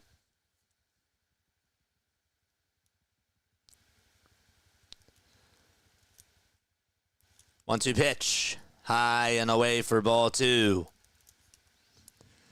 Strom was dealing with some shoulder problems, and I'm hoping that he comes back this year because he had an incredible first half. He hadn't allowed a run since up until June. 2-2. And there's another foul ball, and Strom says, darn it. Can't get this guy out. Already 6 pitches in this at-bat.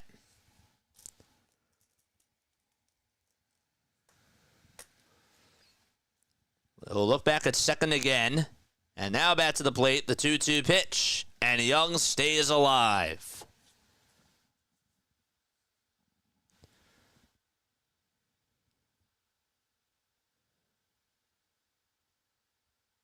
Funny, cursed. I was thinking the same thing. I don't usually curse. It's all right. They can cut it. They can do whatever they want with it. It's fine. It won't be a habit. 2-2 pitch. And a swing and a miss. And there's two gone in the bottom of the 10th. And so the Nationals in a do-or-die situation as they're down to their final out in Game 1 of the regular season. And we need 5 more, baby. 5 more subs. All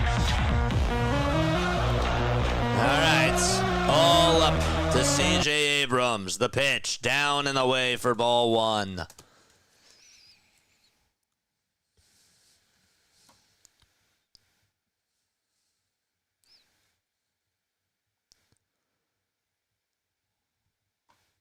Five more subs, baby. 1-0 pitch.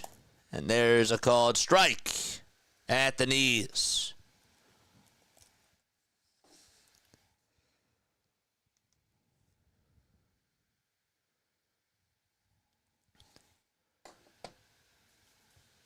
The 1-1 pitch on the way. Strike 2 on the outside corner. And the Nationals down to their final strike. All Phillies fans rise. Pinstripes, powder blues, and reds all over. The 1-2 pitch. Line drive. Played on the bounce by Stott. And he throws it over to first. And that's the ball game. Philadelphia victorious in Game 1 of the regular season. Ring the bell, baby.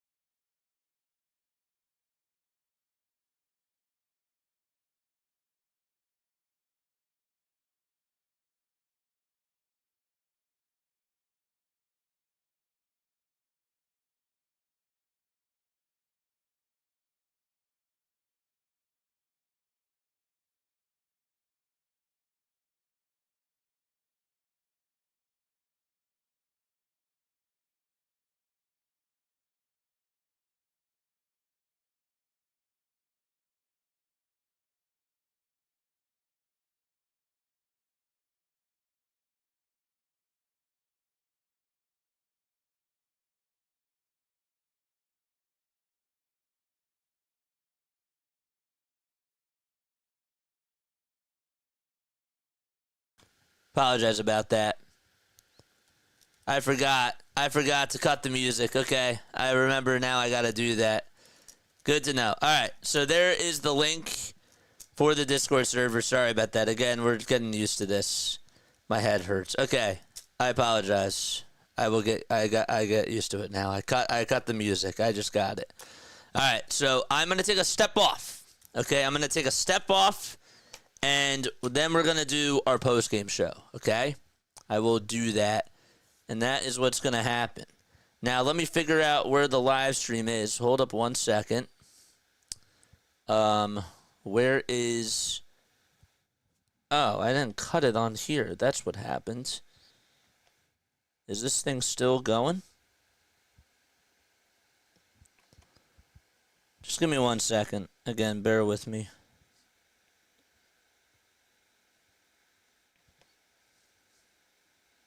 Is the music still on? No. Okay.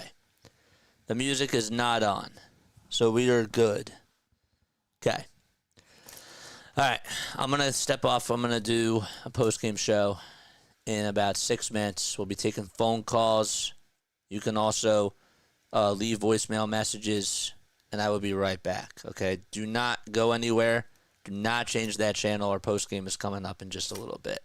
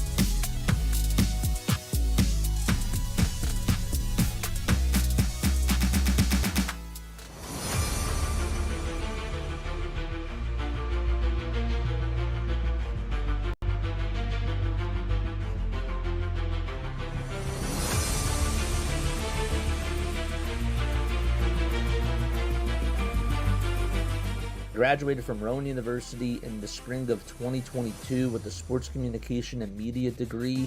I got to actually call minor league baseball and G League basketball games while I was in school. And then I graduated, and as soon as I graduated, I went to NFL Films in Mount Laurel, New Jersey. And as much as I loved that experience, I missed putting on the headsets. I decided, you know what, talk is cheap. I have a laptop that's in my house, and so 21 months later, here we are, still on YouTube, calling games and building an incredible, loving community on here with the people that I call my Philly freaks with a capital P and a capital H. We go live for every single Phillies, Sixers, and Eagles game, and we do it like old school radio play-by-play style.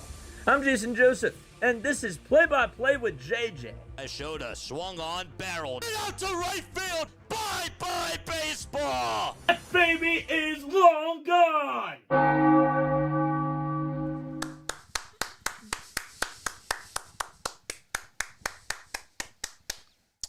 They did it. Okay, they got the job done. They did it. They got the win. Was it ugly? Absolutely it was. There's no doubt about it. But 1-0 to start off the season feels very, very good. It does. We'll talk about where things didn't go so well, and we'll talk about what did go well. But a win is a win. And we start off the season 1-0. I'll take a win any day. All right, before I do start off with the postgame show, though, okay, I'm going to get to your calls. I'm also going to get to all your Discord calls, too. All right, the phone number is down below. The link, if you guys want to tune on into the Discord server, if you guys want to come on and talk to me, it's right over here. All right, I will remember next time that when I have my postgame shows to make sure that I have my phone number in the ticker. I promise I'll do that again. This is my first time doing this. So, again, I knew it was going to be a little bit tough at times, or that there were going to be some hard things. But, again, thank you all so much for rocking with me. Great win. Okay. And now let's dive into this. Let's actually talk about this. Okay, Zack Wheeler, first and foremost, Zack Wheeler looked really, really good today. Did he have the one hiccup against Keibert Ruiz? Absolutely he did. He left one hanging out over the middle. It wasn't even a bad pitch. I'll be completely honest with you. Ruiz just had a very good at-bat, was fouling off pitches, had a very professional at-bat, and just took one that was on the inside corner just so slightly. It looked like it was more inside. But he turned on it, and he knocked it out. Wheeler overall, though, pitched very well. He went 6 innings. He had 8 strikeouts. He looked like his dominant self. And it's a shame that he didn't get the win today because he really deserved it. He was pitching his butt off today. And I liked the slider. I loved the four-seamer was actually reaching 98 in the second inning, which is something that he hasn't really done in a little bit of time. But the movement that he has on the four-seamer, and also, the other pitches that he has, it was on point today. And he kept you involved in this game. And he's the reason why you won. He's one of the main reasons why you won. Because he kept you involved in this game. He was keeping the Washington Nationals hitters off balance all game long, for the most part. And then just besides the 2 hits that he gave up to Ruiz, he was fantastic.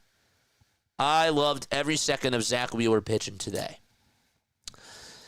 This offense is going to frustrate me all season long. Okay, I'm not going to lie. They are going to frustrate me all season long. I'm sure. Because we want them to succeed. We want them to do very well. But we also understand that there's going to be slumps. And that Turner and Castellanos and JT, and they're all going to chase. JT and Brandon Marsh today were so bad out there offensively speaking. They were chasing after everything. And then Marsh had one at-bat. I think it was in the 8th inning. I wrote it down. It was in the 8th inning where him and Stott just stared. They just stared at, I think it was 5 to 6 pitches in a row. Like they weren't even moving. And Jose Ferrer is throwing strikes. there comes a time where we want them to obviously lay off pitches when they're being too aggressive, but you also, it's like Goldilocks. You can't be too, you can't just not swing at anything. You have to be aggressive, and you got to pick your spots. And so when I'm looking at the both of them this year, I know that they didn't have good days today. I'm willing to give Stott a chance. I think that Stott's going to have a good year at second base, and we can disagree, we can argue, we can talk about that on the phones. And again, you can call on it, and I will take your phone calls after I'm done with my little monologue here.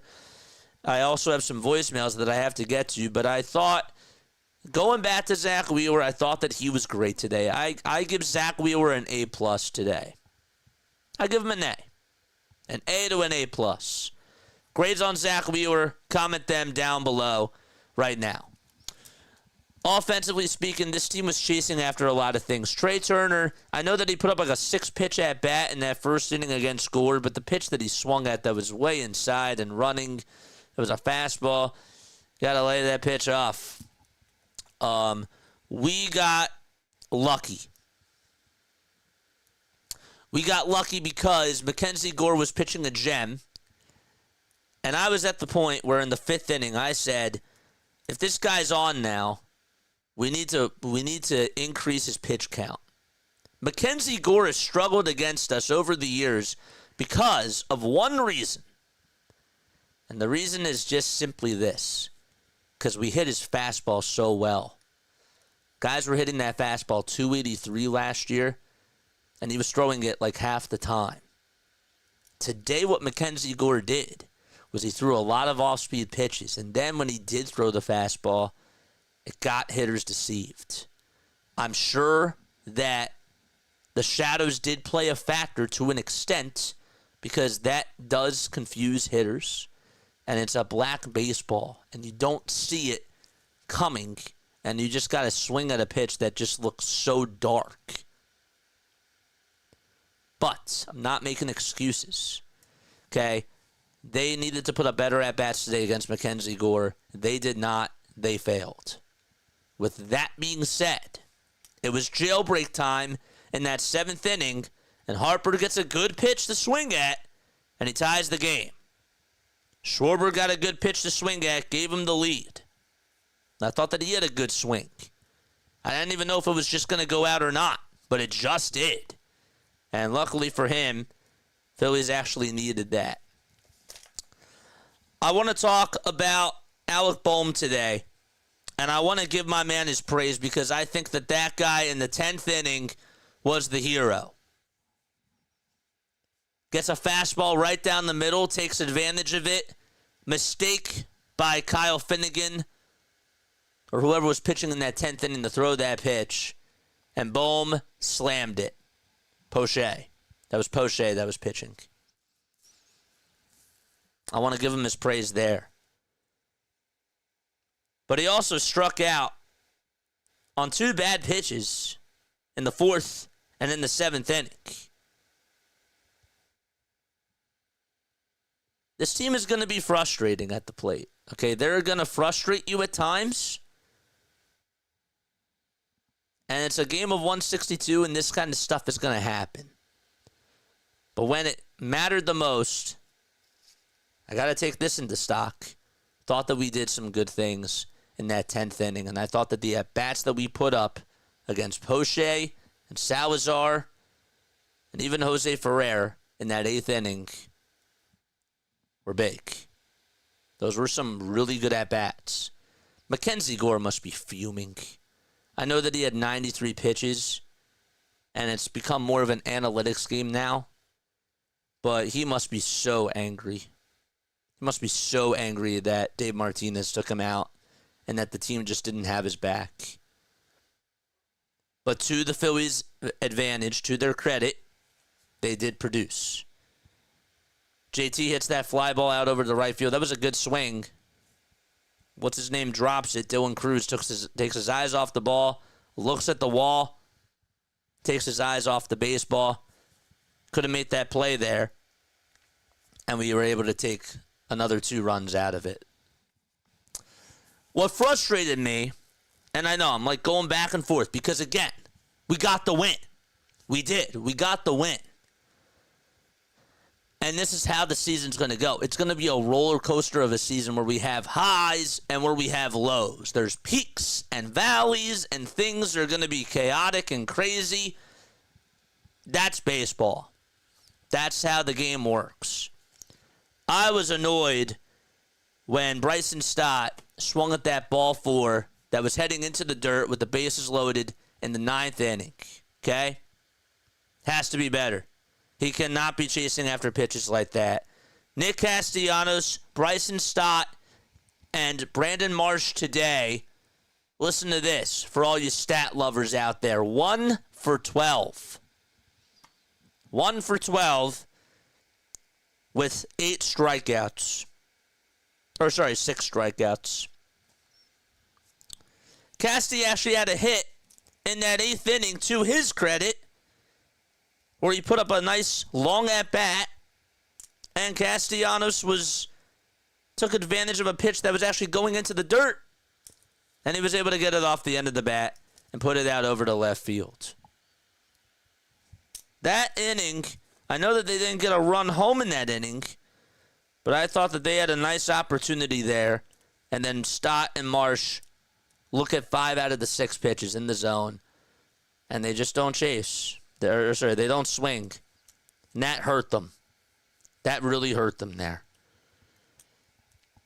But in the 10th inning, when we needed a hit, the whole thing changed when Bryce Harper got on with that walk. That at-bat by Bryce Harper changed the whole entire complexity of that game, because then Bohm came up. They did not want to face Bryce Harper. If you don't want Harper to beat you, who else is going to step up? Why did we lose to the Mets last year? Because they were pitching around Harper and they were pitching around Castellanos, and nobody else could beat them. Today, Alec Bohm beat them. Tip your cap to him. He's going to have a lot of back and forth talk about him this season. People are going to love him. People are going to hate him. It's going to be that type of a year for Alec Bohm. He's going to have to deal with it. But today I thought that in the moment that we needed him to come through, he came through. Credit, props to Alec Bohm. Let's talk a little bit about the pitching. Orion Kerkering wasn't his sharpest today. Orion was not his sharpest today. Gave up a couple of hits, did strike out a batter, but he was not his sharpest. I mean, really, when I go back and I think about it, now that I remember, those were the 2 bloop doubles. That wasn't really his fault. So I actually thought that he pitched well. I forgot. I was thinking of Jordan Romano, and we'll get to him. Kerkering, actually, I thought pitched really well. Again, 2 bloop doubles, unlucky, hit into the right spot, but he got out of the jam, and he ended up getting a big strikeout in that 7th inning. Ends up striking out, who was it? Paul DeJong and Keibert Ruiz to end the inning there. Those were big strikeouts. Big strikeouts. Like, really, really big. And he got out of it. Romano did not pitch well. Romano gave up the RBI ground out. It was really the walk. My man couldn't find the strike zone when he was pitching in that 8th inning. He gave up 4 straight pitches to allow a leadoff walk to Dylan Cruz, and then he hit Jacob Young after throwing 2 balls to him. And then they did a double steal, and C.J. Abrams got Dylan Cruz home on an RBI ground out. On an RBI ground out. And then Wood struck out looking, but then he left a hanger for Garcia on the outside corner. Was a slider, and it was hit right off the end of the bat, and that tied the game. Not a good day for him. Do I still want him in pitching in the 8th inning? I do. But not a good start. Let's see how he bounces back. Let's see what he can do on Saturday. That day off tomorrow really does help them. Alvarado in the 9th inning. This guy is good stuff. I said it all spring training. This guy is going to be a monster this year. He is their closer. He's their closer. Give him that role. He deserves it. He's their ninth inning guy. He's their best pitcher out of the bullpen. I want him in those high leverage situations. I think he's on a mission this year. He lost a lot of weight, guys. Lost a lot of weight. It looks like he's gained a lot of velocity on his fastballs. And he looks fresh. He does not look tired out there when he's pitching. It looks so fluid. And I cannot wait for him pitching at Citizens Bank Park in high leverage games in the top of the ninth against the Dodgers or against the Braves. And he just strikes out Shohei Ohtani, strikes out Ronald Acuna Jr.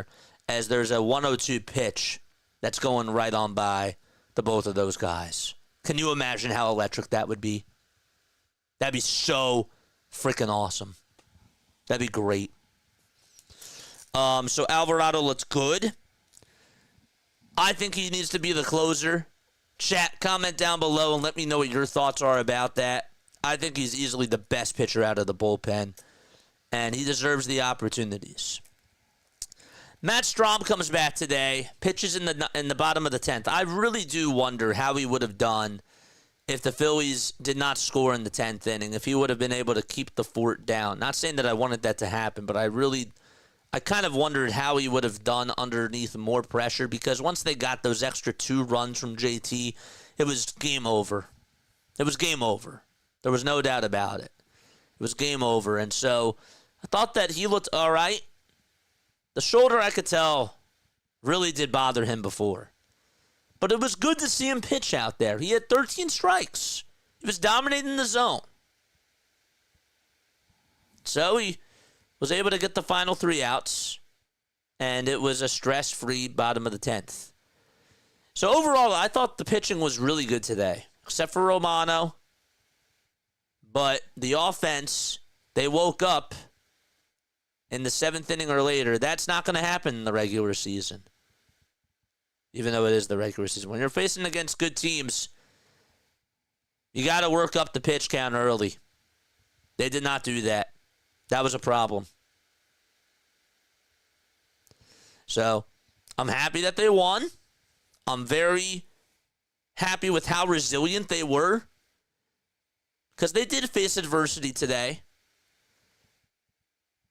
But now you got to do it against better teams. And they're going to get a shot. Because they play the Braves and they play the Dodgers next week. So that's going to be a test. But they got the win and we're 1-0. All right. I'm going to be taking phone calls now.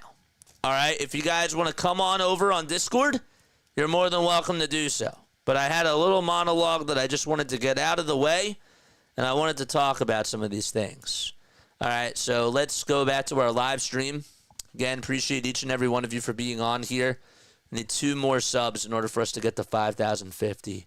Let's see what y'all are saying in the chat. You got, I appreciate that, man. Thank you so much. Hope Bohm doesn't fall apart after the All-Star break like he did last year. I agree with that. I do. I agree with that.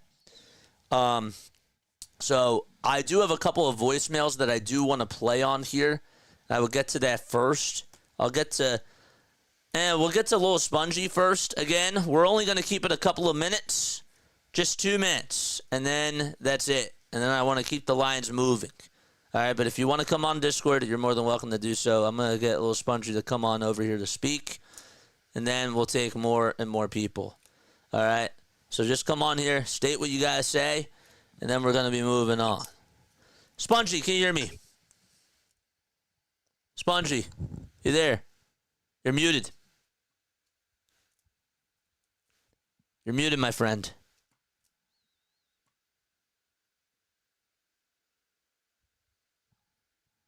Spongy, you're muted. Can you hear me? Got that dub. There we go. You there? I heard you for a sec. And then you cut out. Little Spongy going once. Little Spongy going twice. I heard you before. Alright, you must be in a bad zone, my friend. I'm going to put you back in the audience. I'm going to put you back in there. All right, let's play some voicemails. But let's see what else Chad is saying. 6 RBI for our guys. That's pretty good for us as hardcore. I thought that we stepped up when we had to. Thought that we delivered when we had to do so. And I can't be mad about that. Unfortunately, though, there's going to be a lot of times this year where if we fall behind and we're behind the A-ball, we're not always going to get chances to come back. And that's the one thing that kind of does worry me a little bit, not going to lie. So, yeah. 610-314-0844 is the phone number.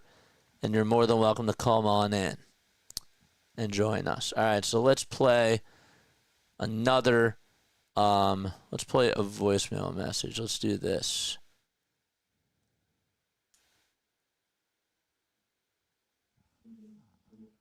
Hold up 1 second. Is this thing on? What's going on here? Is the Phillies winning? Is the Phillies winning? Coming back by. That was weird. All right, let's go to John's voicemail message. Hey, aloha, JJ, John in Hawaii. Just want to say congratulations on the Phillies for the first win, and congratulations to you, my brother, for 5K, man. You earned it, big guy. Let's go. All right, I got to jump in the dump truck and roll, leaving Moosey to guard the house. Everybody have a beautiful day. Aloha. Love it. Love it. That was a good call there. That was a very good call. Spongy got butt banned? Did he really? Oh, wait, maybe on Discord he did. Yeah. Look, the strikeouts were high today. Okay? Again, they failed when it came to the whole discipline. They really did. They failed with that. This is Banter Show. I'll be listening if I could become... Yeah, I got you, man. I'll get you on here, my guy. Let me go back to... I'm getting a little bit distracted. I want to go back to my event here. But yeah. Look, the approaches today in those first 6 innings against Mackenzie Gore, our game plan sucked. Okay, Kevin Long did not have a good game plan today. Thought that we were chasing after so many things, and I said during the pregame show, I don't know if you guys were here to hear this. I said during the pregame show that we cannot be hacking after everything. And we did. We hacked after everything. And Larry was laughing at me. Larry was laughing because he knew that would be too much to ask for them. And Larry likes to root for, obviously, like, the good things to happen. But it's true. It's just not in their DNA. And we don't like to be pessimistic. We don't like to be negative Nancy here. But if they're going to win games because of their offense, that's what they're going to have to do. I wanted to go back to one thing that people are going to be really annoyed with, and that's this. Early on, Kyle Schwarber gets on with a single to start off the second inning. Gets on with a single. Okay? Phillies can't provide any runs. It's early. JT strikes out, and there's out number 1, and Kyle steals second. The idea of doing it that early does not bother me at all one bit. Doesn't bother me at all. Is Schwarber the fastest guy in the world? Absolutely not. I actually thought that he had a good jump, and I thought that he was safe first looking at it. But it was a good swipe over at shortstop. That's when you want to try to make a statement, because it's not always about the long ball. You got to get in scoring position somehow, some way. And he wanted to make a statement out there, and I don't mind that at all one bit. I want them to be more aggressive overall. And I thought that was a perfect spot to do it. And there's other people that are going to disagree with me, I know, because it's Kyle Schwarber and you don't want him running. Again, it's the Nationals. It's the second inning. The situation says that it's early on. It's in the game. It's early on in the game. Why not steal? Why not try to make the pitcher feel a little bit more uncomfortable? You want to try to get into their head. It's a mental game. That's how baseball works. And I'm fine with him running there. Thought that was actually a nice play. Unfortunately, it just didn't work out. Unfortunately, it didn't work out. But for those people that are saying, well, Kyle shouldn't have went there, I 1,000% disagree with that. 1,000%. So, what I can't stand is how many times this team has chased after pitches. Pitches that are in the dirt, pitches that are just, way off the plate. That's what I can't stand, and that's what they have to fix. The chase has to go down. Small ball needs to be more of a factor. They did try bunting with Brandon Marsh in the 10th inning, even though he didn't get on with a bunt. Marsh today had some terrible at-bats. And it's just one game. It's just one game, but we got to keep our eyes on that. So, they got the win. If I were to give them an overall grade today, I'd give them a B-. Am I being a little bit harsh when I'm talking about them? Yes. There's a reason why, though. It's because they fooled me 2 times. They fooled me 2 times over these last couple of years. I didn't care as much about them losing in the World Series. That I didn't fully blame on them. But not getting it done in the NLCS against the Diamondbacks and losing the way that they did to the New York Mets, that's why we're here. Okay, we're going to be a little bit tougher. But we're celebrating the highs and we're celebrating the lows. Today they got the win. 1-0 start. Take the series Saturday. We didn't deliver when we needed to, but we delivered when we really needed to. Yes, that's a really good way.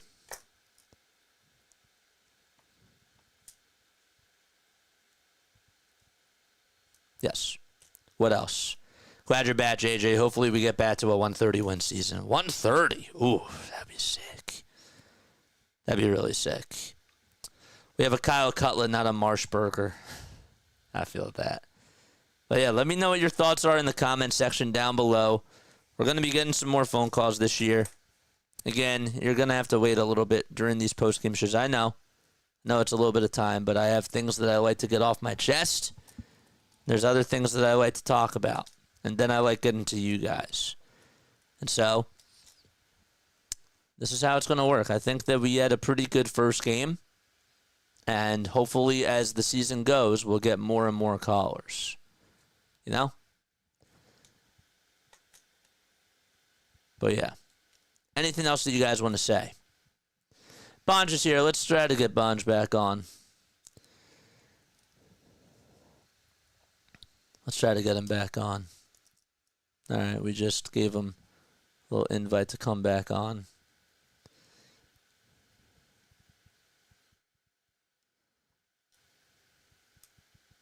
Sweep the series, yes. Go out there and sweep. I agree.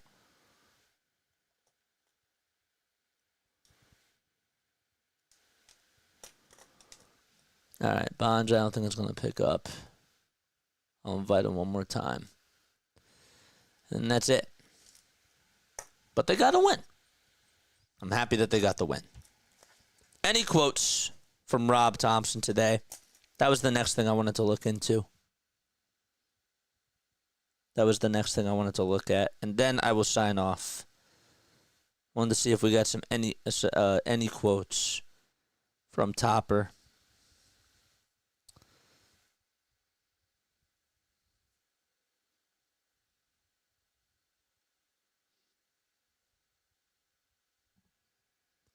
Get JJ to 300. Let's go, baby.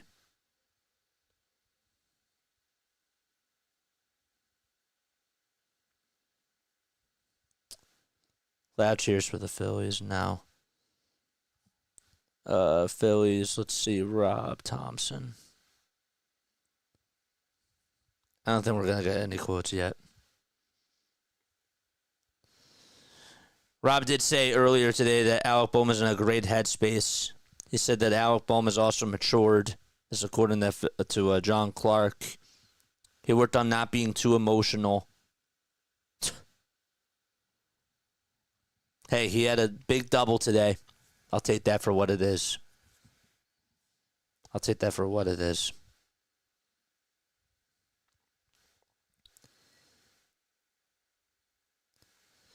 No joy for Philly sports. This is a guy on Twitter. Listen to this. He says, this Jordan Romano outing, quote, is exactly why the Phillies fans turn on Rob Thompson. He should have had someone warming up when Romano hit the second batter in the inning at the time. And to be honest with you, in this first outing, a lot of times I would say yes. This time, I would say no. And do you know why I say no this time? Because while, yes, he's getting into trouble, this time early on in the season, I want Jordan Romano to try to figure some things out. I do. I want him to try to see if he can get out of some jams. If this is later on, if we're playing against the Dodgers, if we're playing against teams that have upper echelon talent, then I disagree. But for this early on in the season, I'm okay with it. Does Rob, though, have a track record of doing that? Yes. He does. And that's not cool. But am I okay with him doing it here? Honestly, yes. Whether that's right or wrong. Whether that's right or wrong. If you guys disagree with me on some things that I've said, please call in. Call in anytime. Anytime. But I think that we're going to wrap it up. We've been on for 4 hours and 20 minutes. And we had a pretty good turnout today. Pretty darn good. We'll talk more about this team tomorrow. Tomorrow we do have a day off. We'll go over some film. I think that that'll be cool. And then we got our draft tomorrow night. We got our fantasy baseball draft, which is full. So. But yeah. Any final thoughts, let me know down below. And again, if you want to call in anytime, you're more than welcome to. I will try to get Bonj on one more time. One more time. Nope. He says he can. I don't think he can join. He kept declining, but he just wanted to be on here. Okay, that's cool. Bryce Harper is actually speaking right now. Should we wait and hear what he has to say? If he provides any quotes. Zack Wheeler did have some quotes.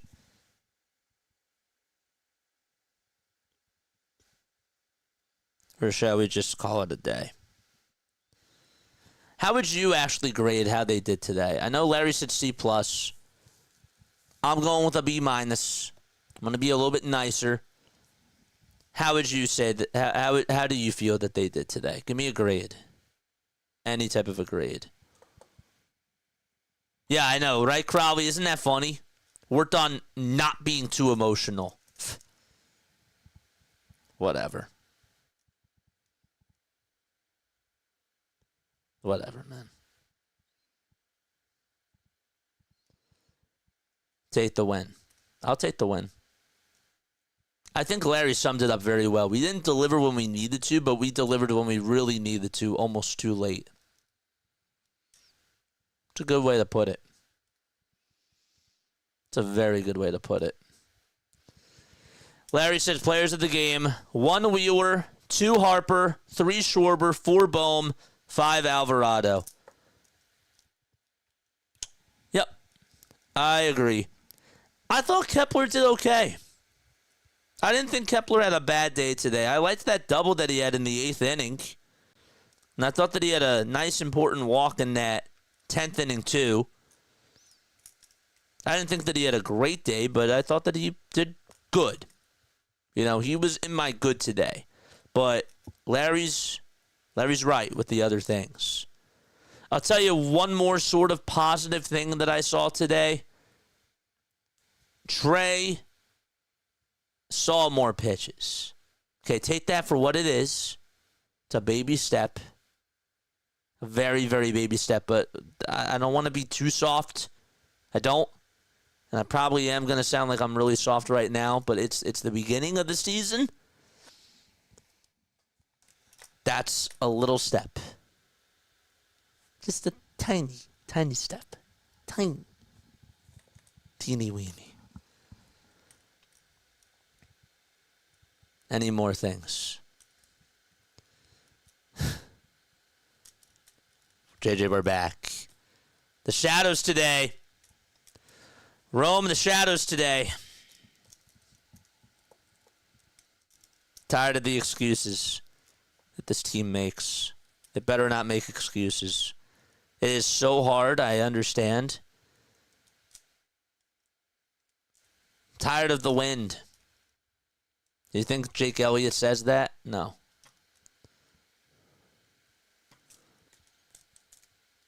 So, maybe not have games starting at 4 p.m., Boom. All right, I'm done. I'm going to wrap it up. But this was a good turnout. This was a nice turnout for our very first game. The post-game shows are going to get better. But I like the overall feel to this, right? We have a pregame show. We go to the game. And then, sure, do we have to wait another 5 or so minutes to do the post-game show? Yes. But that's only going to turn out to be more and more people. And the phone lines are going to be popping. I'm happy that we did it the way that we did. All right. Before I do sign off, I want to say, first of all, thank you all so much for tuning on in. It means a lot to me. Also, I wanted to give another shout-out to Pegasus Sports Video for sponsoring this. That was really, really nice. Shout-out to Tom Leyland. Please, guys, go follow their website down below. It's in the description area. And, yes, please follow them on social media. Their Instagram page is right there. And, yeah, we want to try to get more people involved with them, too. Great people over at Pegasus Sports Video. Love you all. Laila Tov. Catch you all in the next one. Next game is going to be at 4:05 on Saturday. And then we got a doubleheader. So we're not doing a post-game show Saturday night because we got a Sixers game on right after this. Good night. Goodbye. And bye-bye. Love you all.